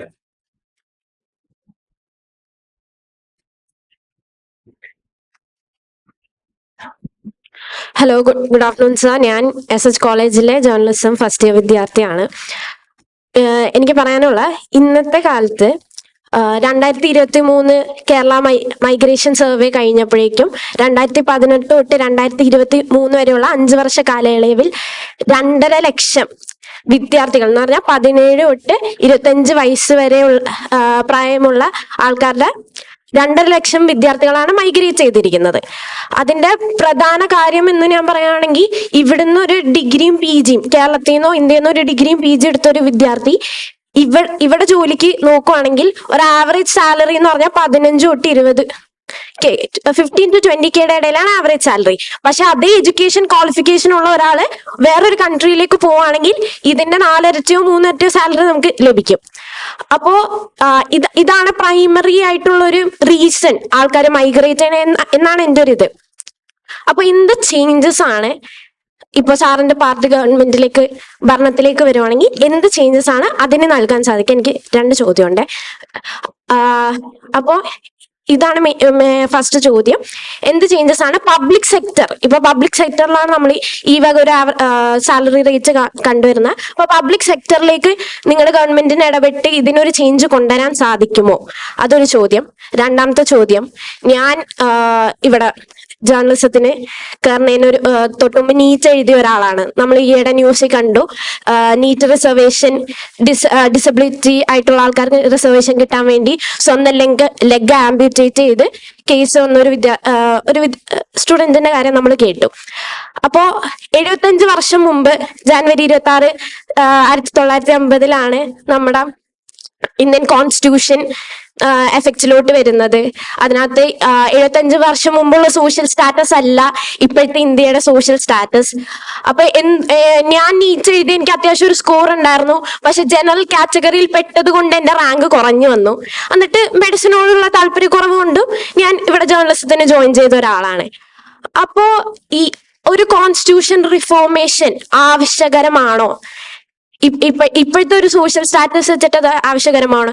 ഇപ്പോഴും കാസ്റ്റ് ചോദിക്കണേ. ആ ഓക്കെ, ഇത് രണ്ടാണ് എന്റെ ചോദ്യം. 3 ചോദ്യം ചോദിച്ചു. ഓക്കെ, ഇതിനിടയിൽ 3. ഒന്ന് ബ്രെയിൻ ഡ്രെയിനെ പറ്റിയാണ്. നമ്മൾ ആദ്യത്തെ ചോദ്യത്തിൽ നിന്ന് തുടങ്ങിയ ഒരു ചർച്ച. ഈ 2.5 ലക്ഷം പേരാണ് മൈഗ്രേഷൻ സർവേയിൽ കണ്ടുപിടിച്ചിരിക്കുന്നത്. ഇനിയിപ്പോൾ ഒരു മൈഗ്രേഷൻ സർവേ കൂടി നടത്തി കഴിഞ്ഞാൽ ചിലപ്പോൾ അതിൻ്റെ ഇരട്ടിയോ ഒക്കെ ആയി മാറാനുള്ള സാധ്യതയുണ്ട്. ഞാൻ പറഞ്ഞല്ലോ, നല്ല കോഴ്സുകൾ ഇവിടെ ഉണ്ടാകണം. ഈ കോഴ്സുമായിട്ട് എല്ലാവരും അവിടെ ഈ പോയിട്ട് 4 ഇരട്ടി ശമ്പളം മേടിക്കുന്നത്. അവിടെ പോയി വേറെ കോഴ്സ് കേൾക്കണ്ട. ഈ കോഴ്സുമായിട്ട് പോയിട്ടല്ല അവര് 3 ഇരട്ടിയോ 4 ഇരട്ടിയോ ശമ്പളം മേടിക്കുന്നത്. വേറെ കോഴ്സ് അവിടെ പോയി പഠിച്ചിട്ടാണ്. 1. 2, എല്ലായിടത്തും പോയി 2 ഇരട്ടിയും 3 ഇരട്ടിയും 4 ഇരട്ടിയൊന്നും മേടിക്കുന്നില്ല. ഇപ്പൊ പോകുന്നതിൽ ഒരു വലിയ പെർസെൻറ്റേജ് അവിടുത്തെ ഓൾഡ് ഏജ് ഹോമിൽ പോയി വർക്ക് ചെയ്യണമെന്ന് മനസ്സിലാക്കിക്കൊള്ളാം. അവിടെ പണ്ടേ ഓൾഡ് ഏജ് ഹോമായി. അവിടെ നിന്ന് ആ പിള്ളേരില്ല, ആളുകളുമില്ല, ജോലി ചെയ്യാൻ ആരുമില്ല. ഇവിടെ ഒരു ഡ്രൈവറെ വെക്കണമെങ്കിൽ എക്സ്പെൻസീവ് ആണ്. അവിടെ വീട്ടിലൊരു സെർവൻറ്റിൻ്റെ വെക്കണം. ഇവിടേക്ക് അതൊക്കെ ചെയ്യുമല്ലോ നമ്മൾ. വീട്ടിലെ സെർവൻറ്റിനെ വയ്ക്കും, ഡ്രൈവറെ വയ്ക്കും. അതൊന്നും അവിടെ ചെയ്യില്ല. അത് എത്ര വലിയ ആളാണെങ്കിലും തന്നെത്താനെ കാർ ഓടിച്ചാൽ നടക്കണം. തന്നെത്താനെ വീട്ടിൽ വന്നിട്ട് ഭാര്യയും ഭർത്താവും കൂടി തന്നെത്താനാണ് കുക്ക് ചെയ്യുന്നത്. അപ്പം അവിടെ ആളില്ലാത്തതുകൊണ്ടാണ് ഈ മൈഗ്രേറ്റ് ചെയ്യുന്ന ആളുകൾക്ക് അവിടെ കിട്ടുന്നതെല്ലാം ഭയങ്കര ഹൈ ഫ്ലൈ സാലറി ആണെന്നൊന്നും നിങ്ങൾ തെറ്റിദ്ധരിക്കരുത്. ഭയങ്കര ജോലിയാണെന്നും തെറ്റിദ്ധരിക്കരുത്. നല്ല ജോലിയൊക്കെ ചെയ്യുന്നുണ്ട്, കുറെ ആളുകൾ ചെയ്യുന്നുണ്ട്, അത് പണ്ടുണ്ട്. പക്ഷെ ഇപ്പൊ പോകുന്നവര് പിന്നെ ഇവിടത്തെക്കാളും നല്ല യൂണിവേഴ്സിറ്റിയിലാണ് അവിടെ പോകണമെന്നുള്ള തെറ്റിദ്ധാരണം വേണ്ട. ഇപ്പൊ കാനഡയിൽ പോകുന്നത്, കനേഡിയൻ യൂണിവേഴ്സിറ്റി പോയി പഠിച്ചാൽ ഗുഡ്, നല്ലതാണ്, നല്ല യൂണിവേഴ്സിറ്റിയാണ്. പക്ഷെ ഇവിടെ പോകുന്നവർ പലരും കനേഡിയൻ യൂണിവേഴ്സിറ്റിയിലല്ല, ഇവിടത്തെ തന്നെ നമ്മൾ 3rd റേറ്റ് കൊടുത്തിരിക്കുന്ന പല വിദ്യാഭ്യാസ സ്ഥാപനങ്ങളുടെയും താഴെയുള്ള നിലവാരത്തിലുള്ള സ്ഥാപനത്തിൽ പോയി പഠിക്കുന്ന കുട്ടികളുണ്ട്. പറ്റിക്കുകയാണ്, കബളിപ്പിക്കപ്പെടുകയാണ് ഒരുപാട് ആളുകൾ. സൊല്യൂഷൻ, ഇവിടെ നമുക്ക് നല്ല എഡ്യൂക്കേഷൻ ഓപ്പർച്യൂണിറ്റീസ് വേണം. 2, നല്ല ജോബ് ഓപ്പർച്യൂണിറ്റീസ് വേണം. അതാണ് അതിനു വേണ്ടിയിട്ടുള്ള വഴികളെ കുറിച്ച് ആലോചിക്കുക എന്നുള്ളതാണ്. റിസർവേഷന്റെ കാര്യത്തിൽ എന്ന് പറഞ്ഞാൽ അതിപ്പോ രാജ്യത്ത് നമ്മളറിയാം, ഒരു വലിയ സമൂഹം എല്ലാത്തിൽ നിന്നും മാറ്റി നിർത്തപ്പെട്ടിരുന്നു നൂറ്റാണ്ടുകളോളം. അവർക്ക് വിദ്യാഭ്യാസമില്ല, അവർക്ക് വഴി നടക്കാനുള്ള അവകാശമില്ലായിരുന്നു, അവർക്ക് ഇഷ്ടമുള്ള ദേവാലയങ്ങളിൽ പോയി പ്രാർത്ഥിക്കാനുള്ള അവകാശമില്ലായിരുന്നു. അവരെയാണ് റിസർവേഷൻ കൊടുക്കുന്നത്. ആർട്ടിക്കിൾ 14 ഇന്ന് ഭരണഘടനയുടെ ഇതും കൂടിയല്ലേ എന്ന് പറഞ്ഞാൽ ഇക്വാളിറ്റി ബിഫോർ ലോ ആണ്. നിയമത്തിന്റെ മുന്നിൽ എല്ലാവരും തുല്യരാണ് എന്നുള്ളതാണ്.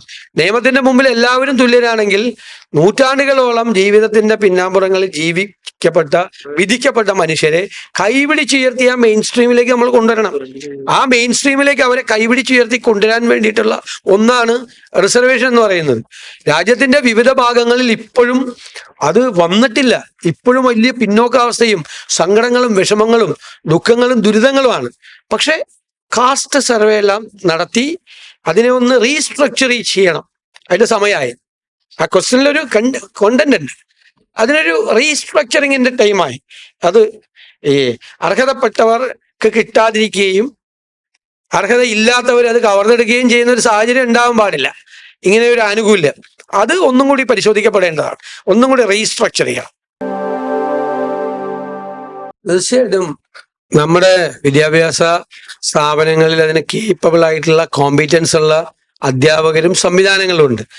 നമ്മൾ ഒട്ടും റിസർച്ച് ഓറിയന്റഡ് അല്ല നമ്മുടെ എഡ്യൂക്കേഷൻ, ഹയർ എഡ്യൂക്കേഷൻ. ഒരു ചില സ്ഥലങ്ങളിലൊക്കെ നന്നായി നടക്കുന്നുണ്ടെന്നല്ലാതെ പൊതുവായി നോക്കുമ്പോൾ പല യൂണിവേഴ്സിറ്റികളും അതിനൊരു വലിയ ഇത് കൊടുക്കുന്നില്ല. ലോകത്ത് എല്ലായിടത്തും നടക്കുന്നത് റിസർച്ചാണ് നടക്കുന്നത്.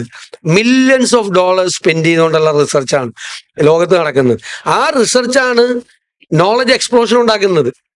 അല്ലാതെ ഒരുജാതി നമ്മളൊരു ടിപ്പിക്കലായിട്ടുള്ള കുറേ ജേർണൽസ് പബ്ലിഷ് ചെയ്ത് തിരിച്ചും മറിച്ചും കുറേ സാധനങ്ങൾ എഴുതി ആ ടൈപ്പ് റിസർച്ച് അല്ല. ലോകത്തിലെ എല്ലാ വിഷയങ്ങളിലും നടക്കുന്ന ഒരു റിസർച്ച് ഉണ്ട്. ആ റിസർച്ചാണ് ലോകത്ത് നോളജ് എക്സ്പ്ലോഷൻ ഉണ്ടാക്കിയിരിക്കുന്നത്, അറിവുകളുടെ കൂമ്പാരം വർദ്ധിച്ചുകൊണ്ടിരിക്കുന്നത്.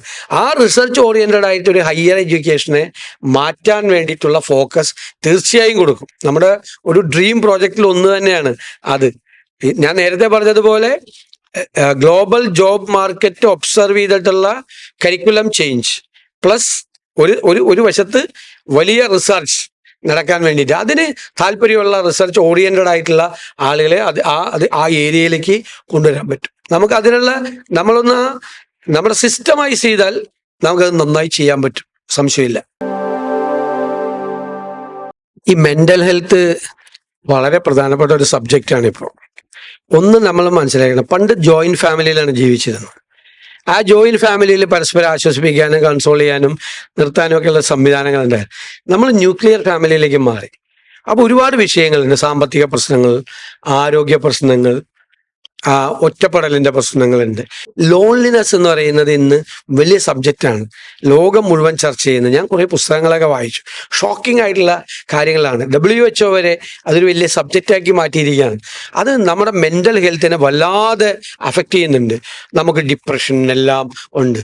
അതിലൊരു ജെൻഡർ ഇഷ്യൂ ഒന്നുമില്ല.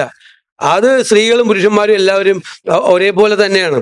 ആർക്കാണ് മെന്റൽ ഹെൽത്ത്? അത് അങ്ങനെ പുരുഷന്മാർക്ക്, സ്ത്രീകൾക്ക് കൂടുതലും പുരുഷന്മാർക്ക് കുറവൊന്നുമില്ല, മുന്നോട്ട് വരുന്നില്ല. അത് ഈ ഒരു നാണമായതുകൊണ്ടാണ്. പണ്ട് ഇപ്പോ ഒരു സൈക്കാട്രിസ്റ്റിന്റെ അടുത്ത് പോലും ആളുകൾ പോവില്ലായിരുന്നു. കാരണം സൈക്കാട്രിസ്റ്റിന്റെ അടുത്ത് പോകുന്ന ആളെ ഭ്രാന്തനായിട്ട് ചിത്രീകരിക്കുക. ഇപ്പൊ എത്ര വലിയ പ്രൊഫഷണൽ ആയിട്ടുള്ള ആളുകളൊക്കെ, വലിയ ടോപ്പിലിരിക്കുന്ന കോർപ്പറേറ്റിലൊക്കെ വലിയ പൊസിഷനിലിരിക്കുന്ന ആളുകൾ കൺസൾട്ട് ചെയ്യാൻ പോകും. ഒരു സൈക്യാട്രിസ്റ്റായിട്ട് കൺസൾട്ട് ചെയ്യാൻ പോകും. പെട്ടെന്ന് നമ്മൾ ഡൗൺ ആവും, പെട്ടെന്ന് നമുക്കൊരു ഡിപ്രഷൻ വരും, വല്ലാതെ രീതിയിലേക്ക് നമ്മുടെ മൈൻഡ് പോവും. ഇതിന് എൻ്റെ ഒരു സാധനമുണ്ട്, ഞാനെപ്പോഴും പറയുന്ന സാധനം. എന്താണ് നോർമൽ, അബ്നോർമൽ എന്ന് പറയുന്നതിന്റെ അർത്ഥം? ഞാൻ പറയുന്നത് ചെറിയൊരു പാട മാത്രമുള്ള എൻ്റെ ഇടയിൽ. നോർമലും അബ്നോർമലും ഇടയിൽ ചെറിയൊരു ലൈൻ മാത്രമേ ഉള്ളൂ, ചെറിയൊരു ലൈൻ. നോർമലാണെന്ന് നമ്മളെല്ലാം വിശ്വസിക്കില്ലേ? രാത്രി ആകുമ്പോൾ നമ്മൾ ആലോചിച്ചാൽ മതി, നമ്മൾ ഒരു ദിവസം എത്ര പ്രാവശ്യം അബ്നോർമലായിട്ട് പെരുമാറിയിട്ടുണ്ട്. ഞാൻ ഇടയ്ക്ക് പെരുമാറാറുണ്ട് അറിയാതെ. ഞാൻ രാത്രി കിടക്കാൻ നേരത്തെ ആലോചിക്കും, അതൊരു നോർമൽ ബിഹേവിയർ അല്ല എൻ്റെ ഭാഗത്ത് ഉണ്ടായത്. നമ്മൾ ഒരു ദിവസം നോർമലാണ് എന്ന് സ്വയം വിശ്വസിക്കുന്ന നമ്മൾ പല പ്രാവശ്യം ചിലപ്പോൾ നമ്മുടെ മാതാപിതാക്കളോട്, മക്കളോട്, ഭാര്യയോട്, നമ്മുടെ സുഹൃത്തുക്കളോട്, പബ്ലിക്കിനോടൊക്കെ നമ്മൾ ചില സമയത്ത് അബ്നോർമലായിട്ട് പെരുമാറുന്നുണ്ട്. നോർമൽസിയും അബ്നോർമൽസിയും തമ്മിൽ ചെറിയൊരിത് മാത്രമേ ഉള്ളൂ. അപ്പൊ വല്ലാതെ ചിലർ പെട്ടെന്ന് ഡൗൺ ആവും. അപ്പൊ അവർക്ക് ആ ഒരു സപ്പോർട്ട്, നമ്മളെ സപ്പോർട്ട് കൊടുക്കണം. എൻ്റെ അഭിപ്രായത്തിൽ റിലീജിയൻസ് ഒക്കെ അതിലാണ് കൂടുതൽ കോൺസെൻട്രേറ്റ് ചെയ്യേണ്ടത്. കോൺഫിഡൻസ് ബിൽഡപ്പ് ചെയ്യണം, വേണ്ടേ? ഞാനിപ്പോ രാവിലെ പറഞ്ഞാൽ വേദപുസ്തകത്തിൽ പറയും, ഒരു വലിയ ബൈബിളില്, നിങ്ങൾ പ്രത്യാശയുള്ളവരായിരിക്കണം, ഹോപ്പ്ഫുൾ ആയിരിക്കണം, നമ്മൾ പ്രതീക്ഷ ഉണ്ടാകണം. നമ്മൾ അതിൽ ഭയങ്കര പ്രധാനപ്പെട്ട ഒരു വാക്കാണ് പ്രത്യാശ ഉള്ളവരായിരിക്കണം. പ്രതിസന്ധികളിൽ തളർന്നു പോവാതെ, അല്ലെ? നമ്മൾ എന്തെങ്കിലും ഒരു സെറ്റ് ബാക്ക് നമുക്ക് ഉണ്ടായ പിന്തിരിഞ്ഞ് ഓടാതെ, ആത്മഹത്യ ചെയ്യാൻ പോവാതെ നമ്മൾ അതിനെ ഫേസ് ചെയ്യണം. അതിനെ നമ്മൾ മറികടക്കണം. പ്രത്യാശ നമ്മുടെ മനസ്സിൽ നമ്മൾ സൂക്ഷിക്കണം. അപ്പോൾ ദൈവവിശ്വാസികൾക്ക് അല്ലാത്തവർക്കും വേറെ വഴി നോക്കാം. അചഞ്ചലമായ ദൈവവിശ്വാസം, അതിനെ അടിത്തറയാക്കി ഒരു ആത്മവിശ്വാസം ബിൽഡപ്പ് ചെയ്യുക ഓരോ മാർഗമാണ്. വിശ്വാസിയായ ഒരാൾക്ക് അങ്ങനെ ചെയ്യാം. അപ്പൊ എൻ്റെ അഭിപ്രായത്തിൽ റിലീജിയൻസ് ഒക്കെ കൂടുതൽ ആളുകൾക്ക് കോൺഫിഡൻസ് ബിൽഡപ്പ് ചെയ്യാൻ വേണ്ടിയിട്ടുള്ള സഹായം ചെയ്യണം. ഇപ്പൊ സ്ഥാപനങ്ങളിൽ നമ്മളിപ്പോ എന്ത് സംഭവം നമുക്ക് നന്നായി നടത്തിക്കൊണ്ടു പോകണമെങ്കിലും ടീം ബിൽഡ് ചെയ്യണം. പഴയ പോലെയല്ല, ഒറ്റയ്ക്കൊന്നും ചെയ്യാൻ പറ്റില്ല. ഞാൻ ലീഡർഷിപ്പിൽ ഇരിക്കുന്ന ആളാണ്, എനിക്ക് ഒറ്റയ്ക്ക് ഒരു ചുക്കും ചെയ്യാൻ പറ്റില്ല. ടീം ബിൽഡ് ചെയ്യണം. ബിസിനസ്സിലേക്ക് ചെന്ന് കഴിഞ്ഞാൽ ഒറ്റയ്ക്ക് ആർക്കെങ്കിലും വല്ലതും ചെയ്യാൻ പറ്റുമോ? ടീം ബിൽഡ് ചെയ്യണം. പക്ഷെ ഒറ്റ പ്രശ്നമുള്ളൂ, to select the right persons around you it's very important. നമ്മൾ മോശം ആളെ സെലക്ട് ചെയ്താൽ നമ്മുടെ പണി തീർന്നു, നമ്മളെ കൊണ്ട് ആള് പോകും. റൈറ്റ് പേഴ്സൺസ്, നമുക്ക് പറ്റിയ ആളുകളെ നമ്മൾ ചൂസ് ചെയ്ത് നമ്മൾ കറക്റ്റായിട്ട് വെക്കണം. എന്നിട്ട് ആ ടീമിന്റെ ഒരു കോൺഫിഡൻസ് ഉണ്ട്, ടീം കൊടുക്കുന്ന ഒരു കോൺഫിഡൻസ് ഉണ്ട്. അങ്ങനെ പല സെക്ടറിലും പല രീതിയിൽ ആത്മവിശ്വാസം. ചിലർ ഈ ജോലിയുടെ സമ്മർദ്ദം കൊണ്ടാണ് വീട്ടിൽ വന്നിട്ട് ഭയങ്കര ടെൻഷൻ, ഭയങ്കര സ്ട്രെസ് ആൻഡ് സ്ട്രെയിൻ. പണ്ട് പറയല്ലേ, സ്ട്രെസ് മാനേജ്മെന്റ്, സ്ട്രെയിൻ മാനേജ്മെന്റ്, ഇതെല്ലാം ഉണ്ട്. അപ്പോ പിന്നെ ഫാമിലിയിൽ ഉണ്ടാക്കേണ്ട ഒരു ആംബിയൻസ് ഉണ്ട്, അത് വളരെ ഇമ്പോർട്ടൻ്റ് ആണ്. ഫാമിലി എന്ന് പറയുന്നത്, ഫാമിലിയിൽ ഉണ്ടാക്കേണ്ട ഒരു ബോണ്ട്. ഇപ്പൊ നമ്മൾ കുട്ടികളായിട്ട് നമ്മൾ കൂടുതൽ സംസാരിക്കണം, നിങ്ങൾ മാതാപിതാക്കളായിട്ട് കൂടുതൽ സംസാരിക്കണം. പണ്ട് നമ്മൾ എല്ലാ വീട്ടിലും ഏത് മതവിശ്വാസികളാണെങ്കിലും വൈകുന്നേരം ഒരുമിച്ചൊരു പ്രാർത്ഥന, അതിനുശേഷം ഒരുമിച്ചൊരു ഭക്ഷണം. ഇപ്പൊ പ്രാർത്ഥിക്കുമ്പോഴും മറ്റേ നമ്മൾ കുത്തിക്കൊണ്ടിരിക്കും, മറ്റേ ഭക്ഷണം കഴിക്കുമ്പോഴും ഭക്ഷണം ഇങ്ങനെയും കഴിക്കും, ഈ കൈ ഇങ്ങനെ കുത്തിക്കൊണ്ടിരിക്കും. ശ്രദ്ധിച്ചിട്ടുണ്ടോ? അല്ലേ? എല്ലായിടത്തും മുഖത്തോട് മുഖം കാണുന്നുണ്ടോ? വീട്ടുകാർ തമ്മിൽ കാണുന്നുണ്ടോ? കാണാൻ സമയമുണ്ടോ? അങ്ങനെയൊക്കെയുള്ള ഒരു പ്രശ്നം, ഈ ഒരു പുതിയ കാലത്തിൻ്റെതായ കുറേ പ്രശ്നങ്ങളുണ്ട്. പക്ഷെ നമുക്ക് അതിനെ ചെയ്യണം. മോള് റൈസ് ചെയ്ത ക്വസ്റ്റ്യൻ വളരെ പ്രധാനപ്പെട്ട ഒരു കാര്യമാണ്. അതിന് നമുക്ക് പല വഴികളുണ്ട്. ആ പല മെത്തേഡ് തേടിയിട്ട് നമുക്ക് അതിനെ മറികടക്കണം. നമുക്ക് പുരുഷന്മാര് വരാതിരിക്കുന്ന വെറുതെ, പുരുഷന്മാർക്ക് നല്ല ഡിപ്രഷനും ഭയങ്കര കുഴപ്പമുണ്ട്, അത് അഭിനയിക്കുന്നതാണ്. ഇല്ല എന്നൊക്കെ ചുമ്മാ എനിക്കൊരു പ്രശ്നം ഇല്ല എന്ന് പറഞ്ഞാൽ തന്നെ എന്തോ പ്രശ്നം ഉണ്ടെന്നാ അതിന്റെ അർത്ഥം. Last question. So I'm Anne-Marie Vinod, MA Journalism first year student ആണ് SS. കേരളത്തിന്റെ ഒരു അഡ്വാൻറ്റേജ് എന്താണ്? 600 കിലോമീറ്ററോളം തീരപ്രദേശമാണ് അല്ലേ, കടലാണ്.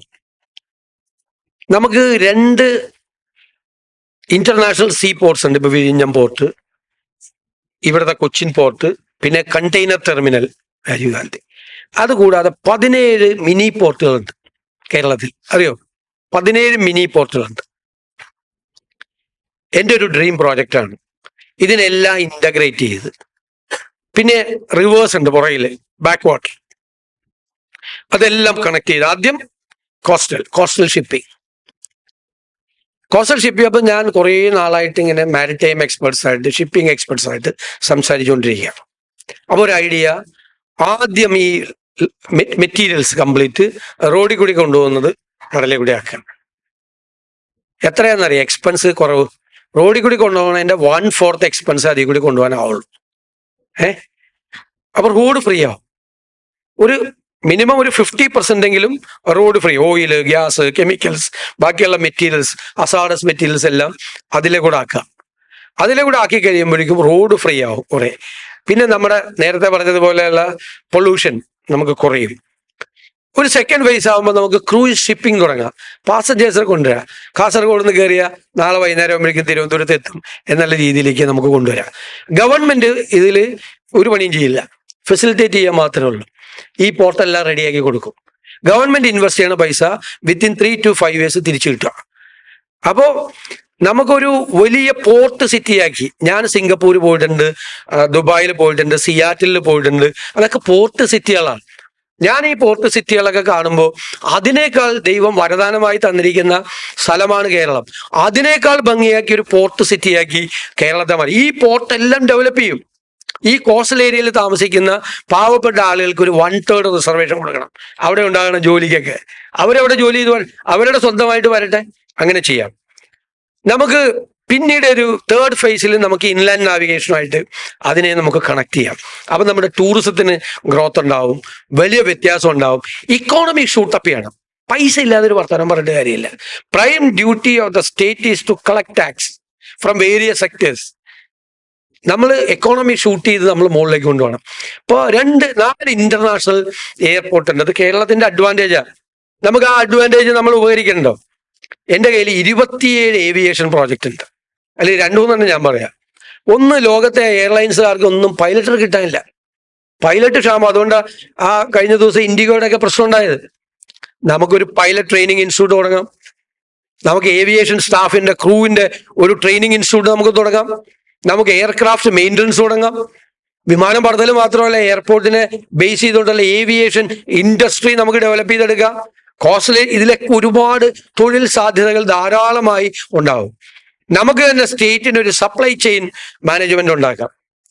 നമ്മുടെ ഈ വിലക്കയറ്റം കൺട്രോൾ ചെയ്യാൻ വേണ്ടിയിട്ട്. ഭയങ്കര വില, നമ്മൾ മാർക്കറ്റിൽ ഇന്റർവ്യൂ ചെയ്യണം. എന്താണ് സപ്ലൈ ചെയിൻ മാനേജ്മെന്റ് ചെയ്യണത്? ഗുണ്ടൂരിൽ ക്രോപ്പ് ഉണ്ടാകുന്ന സമയത്ത് മുളക് മേടിക്കും 25 രൂപയ്ക്ക്. എന്നിട്ട് അവർ കൊണ്ടുപോയി സ്റ്റോറേജ് ഫെസിലിറ്റി ഉണ്ട്, അവർ സ്റ്റോറിൽ വെക്കും. ഇവിടെ 100 രൂപയാകുമ്പോൾ അവരതെടുത്ത് വിൽക്കും. 100 രൂപയ്ക്ക് വിൽക്കും, 25 രൂപയ്ക്ക് മേടിക്കണത്. എന്തുകൊണ്ട് നമ്മുടെ സിവിൽ സപ്ലൈസ് കോർപ്പറേഷന് നമ്മളൊരു സപ്പോർട്ട് ചെയ്തിട്ട് ഒരു സ്റ്റോറേജ് ഫെസിലിറ്റി കൊടുക്കാൻ പാടില്ല? 13 എസെൻഷ്യൽ പ്രോഡക്റ്റ് വാങ്ങിച്ച് സ്റ്റോർ ചെയ്യട്ടെ. കോപ്പറേറ്റീവ് സെക്ടറിനെ കൊണ്ട് നമുക്ക് സഹായിപ്പിക്കാം. അപ്പോൾ civil supplies corporation self reliant ആയി. ഗവൺമെന്റ് പൈസ സബ്സിഡി കൊടുക്കണ്ട. അവർക്ക് ഇപ്പൊ കൊടുക്കുന്ന സബ്സിഡിയേക്കാളും നന്നായിട്ട് സബ്സിഡി കൊടുത്ത് അവർക്ക് മാർക്കറ്റിൽ ഇന്റർവ്യൂ ചെയ്യാം. മാർക്കറ്റിൽ വല്ലാതെ വിലക്കയറ്റം ഉണ്ടാവില്ല. ഒരുപാട് കാര്യങ്ങൾ. ഇപ്പോൾ നമ്മുടെ തോട്ടങ്ങൾ മുഴുവൻ അടഞ്ഞു കിടക്കുകയാണ്. പ്ലാന്റേഷൻസ് മുഴുവൻ, ടീ പ്ലാന്റേഷൻസ് മുഴുവൻ.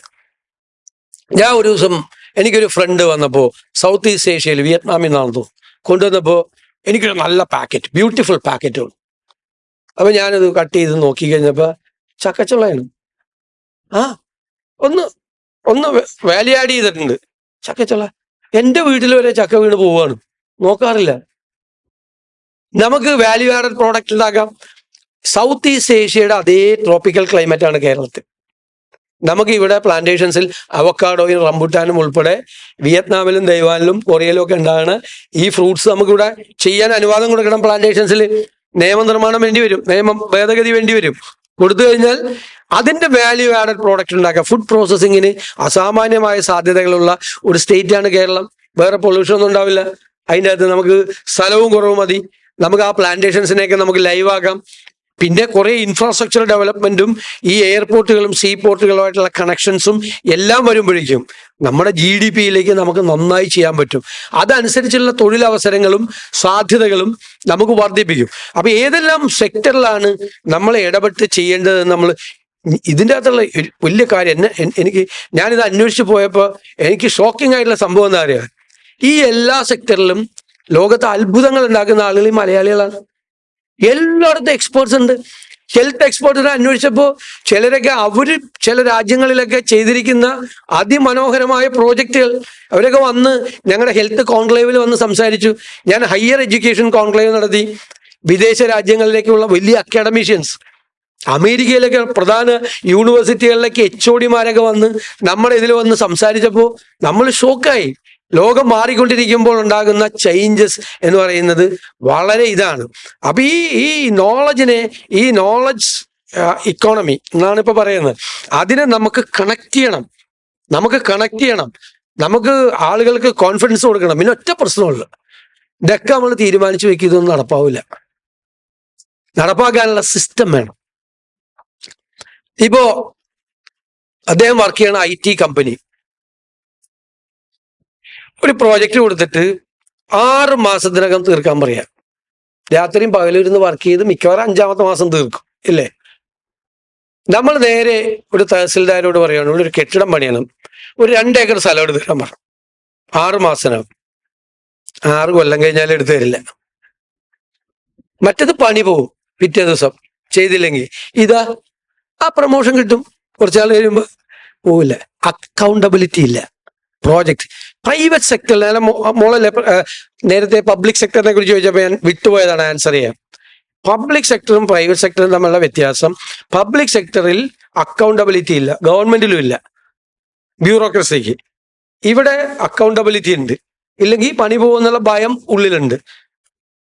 നമ്മൾ ആഗ്രഹിക്കുന്ന ഒരു പ്രധാനപ്പെട്ട ഒരു പോയിന്റ്, അക്കൗണ്ടബിലിറ്റി ലീഗലൈസ് ചെയ്യണം. 6 മാസത്തിനകം ഇവൻ ഈ സ്ഥലം എടുത്തു തന്നില്ലെങ്കിൽ 185-ാമത്തെ ദിവസം ഉത്തരം പറയണം. അപ്പൊ അയാൾ എന്ത് ചെയ്യുമെന്നറിയോ? 3 മാസം കൊണ്ട് സ്ഥലം എടുത്തു തരും. 180 ദിവസം കഴിഞ്ഞാൽ പണി പോകുന്ന പറഞ്ഞാൽ 3 മാസം കൊണ്ട്. അക്കൗണ്ടബിലിറ്റി ലീഗലൈസ് ചെയ്യണം. ഓരോരുത്തരും പണിയെടുക്കാതിരിക്കരുത്. അത് നമ്മളൊരു കൾച്ചറാണ് ഉണ്ടാക്കേണ്ടത്. ആ കൾച്ചർ മുകളിൽ നിന്ന് ഉണ്ടാക്കിയാൽ വളരെ നമ്മൾ വളരെ ശ്രദ്ധിച്ച് ചെയ്താൽ ഇന്ത്യയിലെ ഏറ്റവും എഫിഷ്യന്റ് സെക്രട്ടേറിയറ്റ് ആക്കി തിരുവനന്തപുരം സെക്രട്ടേറിയറ്റിനെ മാറ്റാം. ആ സെക്രട്ടേറിയറ്റ് അവിടെ ഇരിക്കുന്ന അവിടുത്തെ കുറെ സിസ്റ്റത്തിൽ മാറ്റം വരുത്താനുണ്ട്. ഞാൻ ഒരിക്കൽ അസംബ്ലിയിൽ സംസാരിച്ചാണ്. ഞാൻ 25 വർഷമായി MLA സ്ഥാനം പൂർത്തിയാക്കുമ്പോൾ I have been watching all these things. പല പരിചയത്തിലും അനുഭവത്തിലൂടെ പല കാര്യങ്ങളിലും. ഇപ്പോൾ ഒറ്റ ഉദാഹരണം പറയാം. 10 കൊല്ലം മുമ്പ് എൻ്റെ നിയോജക മണ്ഡലത്തിൽ 7 കോടി രൂപ എല്ലാ വർഷവും 6-7 കോടി രൂപ റോഡ് മെയിൻ്റനൻസിന് വേണം. എനിക്ക് വലിയ സങ്കടമായി. അപ്പൊ ഞാനൊരു 2-3 കൊല്ലം പ്ലാൻ ചെയ്ത് എൻ്റെ എല്ലാ PWD റോഡുകളും BMBC ചെയ്തു. ഞാൻ 7-8 കൊല്ലമായിട്ട് മെയിൻ്റനൻസിന് കാശ് മേടിക്കുന്നില്ല. 7 കോടി രൂപ ഒരു വർഷം ഞാൻ സേവ് ചെയ്തു. എല്ലാം പക്കയാണ്. 140 നിയോജക മണ്ഡലങ്ങളിലും അങ്ങനെ അത് ചെയ്തിരുന്നെങ്കിൽ ഒരു വർഷം എത്ര കോടി രൂപ സേവ് ചെയ്യും? അപ്പൊ 700, ഏകദേശം 1000 കോടിയോളം അല്ലേ രൂപ സേവ് ചെയ്യാം. നമ്മൾ പബ്ലിക് എക്സ്ചക്കറിൽ നിന്ന് ഒരുപാട് ലീക്കേജ് ഉണ്ട്. 2-3 കൊല്ലം കൊണ്ട് തീർക്കേണ്ട ഒരു പ്രോജക്റ്റ് 50 കോടി രൂപ, 10 കൊല്ലം കഴിഞ്ഞാലും 500 കോടിയാവും. അപ്പോഴും തീരൂല. നേരത്തെ പറഞ്ഞ അക്കൗണ്ടബിലിറ്റി ഇല്ല. നമ്മൾ കൊടുക്കുന്ന നികുതി പണം ലീക്കേജ് ആണ് പബ്ലിക് എക്സ്ചക്കറിൽ നിന്ന്. അതൊന്നും ചെക്ക് ചെയ്യുന്നില്ല. ചെക്ക് ചെയ്യണം, ചെയ്യാൻ പറ്റും. എൻ്റെ അനുഭവം എന്നെ ബോധ്യപ്പെടുത്തി തന്നത് നമ്മുടെ വിൽ പവറാണ്. നമ്മുടെ ഇച്ഛാശക്തിയാണ്, നമ്മുടെ ലക്ഷ്യബോധമാണ്. നമുക്കൊരു ടാർഗറ്റ് ഉണ്ടാകണം. ഞാൻ അതുകൊണ്ട് നിങ്ങളെ അഭിനന്ദിക്കുകയാണ്. കാരണം 31-ലെ 5 കൊല്ലം കഴിഞ്ഞാലുള്ള കേരളം എന്താകണം, 36-ലെ കേരളം എന്താകണം എന്ന് നമുക്കൊരു ലോങ് ടേം പേഴ്സ്പെക്റ്റീവ് വേണം. എന്നിട്ട് ആ സ്വപ്നം കണ്ടിട്ട് കിടന്ന് ഉറങ്ങണമെന്നല്ല. ഓരോ വർഷവും അതിന്റെ 31-ൽ എന്തുണ്ടാകണം എന്ന് ചിന്തിച്ച് അത് പ്ലാൻ തയ്യാറാക്കി ഓരോ വർഷവും അതിന്റെ ആ ചേഞ്ച് ഗ്രോത്ത് എന്താണ് എന്ന് നമ്മൾ പരിശോധിച്ച് നമ്മൾ മുന്നോട്ട് പോകണം. മാറ്റം ഉണ്ടാക്കുക, ഒരു കൾച്ചർ ഉണ്ടാക്കിയാൽ ആ കൾച്ചറിന്റെ ഭാഗവും എല്ലാവരും. ഞാൻ 3 കൊല്ലം കൊണ്ട് ആദ്യം MLA ആയിരുന്നപ്പോൾ 60 കോടി രൂപയുടെ ഒരു കുടിവെള്ള വിതരണ പദ്ധതി, ഒരു വലിയ പദ്ധതി അന്ന്, ഇപ്പൊ 500 കോടിയാവും. 60 കോടി രൂപയുടെ കുടിവെള്ള പദ്ധതി 3 കൊല്ലം കൊണ്ട് പൂർത്തിയാക്കി 2.5 ലക്ഷം പേർക്ക് വെള്ളം കൊടുത്ത എന്റെ ഫസ്റ്റ് പ്രയോറിറ്റി അതായിരുന്നു. ഞാൻ MLA ആയപ്പോ കുടിവെള്ളം ഇല്ലായിരുന്നു അവിടെ. ഞാൻ പറയുന്നു, വാട്ടർ അതോറിറ്റിയിൽ എനിക്ക് മുൻപോ അതിന് ശേഷമോ ഒറ്റ പ്രോജക്റ്റ് സമയത്ത് തീർത്തിട്ടില്ല. ഞാൻ 60 കോടി രൂപയുടെ 1 രൂപ പോലും എസ്കലേഷൻ മേടിച്ചിട്ടില്ല. ഒറ്റ രൂപ പോലും കൂടുതൽ ഉണ്ടാക്കിയിട്ടില്ല. ചെയ്യാൻ പറ്റും. എന്നോടൊപ്പം 98-ൽ ഞാൻ 2003-ൽ തുടങ്ങി 2006-ൽ ഞാൻ എൻ്റെ 2ാമത്തെ ഇലക്ഷൻ മത്സരിക്കുന്നതിന് മുമ്പ് 2.5 ലക്ഷം പേർക്ക് കുടിവെള്ളം കൊടുത്തു. 98-ൽ ഈ സിറ്റിയിൽ തുടങ്ങിയ ഒരു പ്രോജക്റ്റ് 2011 ആയപ്പോഴാണ് തീർന്നത്. 36 കോടി രൂപയ്ക്ക് 98-ൽ തുടങ്ങിയ പ്രോജക്റ്റ് 172 കോടിയിലാണ് തീർന്നത്. ഈ 60 കോടി രൂപയുടെ ഈ സമയബന്ധിതമായി 3 കൊല്ലം, ഞാൻ എൻ്റെ എക്സ്പീരിയൻസ് പറയാം. ഞാൻ അങ്ങനെ ചെയ്തു എന്ന് പറയാൻ ഗമ നടിക്കാൻ പറഞ്ഞല്ല, ചെയ്യാൻ പറ്റും എന്ന് പ്രൂവ് ചെയ്യാൻ പറ്റും. നമ്മൾ പ്രൂവ് ചെയ്തിട്ടുണ്ട്, ചെയ്യാൻ പറ്റും. വാശിയായിരുന്നു. ആദ്യമൊന്നും ആരും മൈൻഡ് ചെയ്യില്ലായിരുന്നു. അങ്ങോട്ടും ഇങ്ങോട്ടും ഒക്കെ ഫയൽ എടുക്കും. പിന്നെ നമ്മൾ അതിന്റെ പുറകെ നിന്ന് മന്ത്രി മുതല്, അന്ന് തമിഴ്നാട്ടിൽ നിന്നാണ് ഇത് കോരാൻ വരുന്നത്, ഈ മറ്റേ ഇതല്ലല്ലോ JCB അല്ല, കോരാൻ വരുന്ന ആളുകൾ വരെ ഒരു ടീമായിട്ട് അങ്ങ് നിന്ന് വാശിയായിട്ട് സർക്കാർ ഓഫീസിൽ ഫയൽ വരുമ്പോൾ പറയതേ അത് പറവൂരത്തെ ഫയലാണ്, ഇപ്പൊ വിളി വരും, വേഗം റെഡിയാക്കി അടുത്തേക്ക് അയക്കാൻ പറയും. ഒരു കുറച്ചാൾ കഴിഞ്ഞപ്പോൾ അതൊരു സിസ്റ്റം വന്നാണ്. ആ സിസ്റ്റത്തെ നമുക്ക് ബിൽഡപ്പ് ചെയ്യാൻ പറ്റും. നമ്മുടെ സെക്രട്ടേറിയറ്റിലേക്ക് ഇരിക്കുന്ന ആളുകൾ ആരും മോശക്കാരൊന്നുമല്ല, അസാമാന്യം മിടുക്കുള്ള ഭയങ്കര പൊട്ടൻഷ്യലുള്ള ആളുകളാണ്. അവരുടെ ആ കപ്പാസിറ്റിയും നമുക്ക് എന്താ ചെയ്യേണ്ടത്? ഗവേണൻസ് എന്ന് വെച്ചാൽ വളരെ ഡിഫറൻ്റ് ആണ്. ഗവേണൻസ് എന്ന് പറഞ്ഞാൽ നമുക്കൊരു ലക്ഷ്യബോധം വേണം, നമുക്കൊരു ടാർഗറ്റ് വേണം. ഈ പാരാഫർണിയ അല്ല. ഈ പാരാഫർണിയ ഉണ്ടല്ലോ നമ്മുടെ ചുറ്റും കാണുന്ന മറ്റേ കാറ്, ബംഗ്ലാവ്, പോലീസ്, മറ്റേത്, അതിലൊക്കെ വീണുപോയാൽ ഒന്നും ഭരിക്കാൻ പറ്റില്ല. അതിനെ മാറ്റി നിർത്തി നമ്മുടെ ഉള്ളിൽ നമുക്കൊരു ടാർഗറ്റ് ഉണ്ടാവണം, എന്താകണമെന്ന്, നമ്മൾ എന്തെല്ലാം ചെയ്തു തീർക്കണം എന്നുള്ളതിന്റെ പ്രൈവറ്റ് സെക്ടർ പോലെ തന്നെ പ്ലാൻ ചെയ്ത് അത് പ്രോജക്റ്റ് ഇംപ്ലിമെന്റ് ചെയ്ത് ടൈം ബൗണ്ടഡ് ആയിട്ട് കാര്യങ്ങൾ ചെയ്ത് പോയി കഴിഞ്ഞാൽ നമുക്ക് വലിയ മാറ്റങ്ങൾ ഉണ്ടാക്കാം. ഞാനൊരു വാക്ക് പറയുന്നു, നിങ്ങളെ നിരാശപ്പെടുത്തില്ല, വരാനിരിക്കുന്ന തലമുറയെ നിരാശപ്പെടുത്തില്ല. നമുക്ക് കേരളത്തെ നമുക്ക് തിരിച്ചു പിടിക്കണം. നമ്മൾ ഒരുപാട് അഡ്വാൻറ്റേജസ് ഉണ്ടാക്കിയിരിക്കുന്ന സംസ്ഥാനമാണ് കേരളം പല രംഗത്തും. പക്ഷെ ഇപ്പൊ നമ്മൾ ഇങ്ങനെ പതിയെ പുറയിലേക്ക് നടന്നുകൊണ്ടിരിക്കുകയാണ്. തിരിച്ചു നടക്കണം, മുമ്പിലേക്ക് നമുക്ക് നടക്കണം. നമുക്ക് നടത്താൻ പറ്റും. കോൺഫിഡൻറ്റ്, നമുക്ക് ചെയ്യണം. നിങ്ങൾക്കൊക്കെ ആ ഒരു മെന്റാലിറ്റി, നിങ്ങളെല്ലാം വർക്ക് ചെയ്യുന്ന ഫീൽഡിൽ നിങ്ങളുടെ മനസ്സ് അങ്ങനെ വേണം. മാറ്റം ഉണ്ടാക്കണം, നല്ലതാക്കണം, സിസ്റ്റത്തെ കറക്റ്റ് ചെയ്യണം, നല്ല സിസ്റ്റം കൊണ്ടുവരണം. നമുക്കതിന് കഴിയും, നമുക്കേ അതിന് പറ്റൂ. മലയാളികൾക്ക് അത് പറ്റിയില്ലെങ്കിൽ പിന്നെ ലോകത്ത് ആർക്കും അത് പറ്റുന്നു? അങ്ങനെ വിചാരിക്കണം നമ്മൾ. നമുക്ക് പറ്റും, നമുക്കത് സാധ്യമാണ്.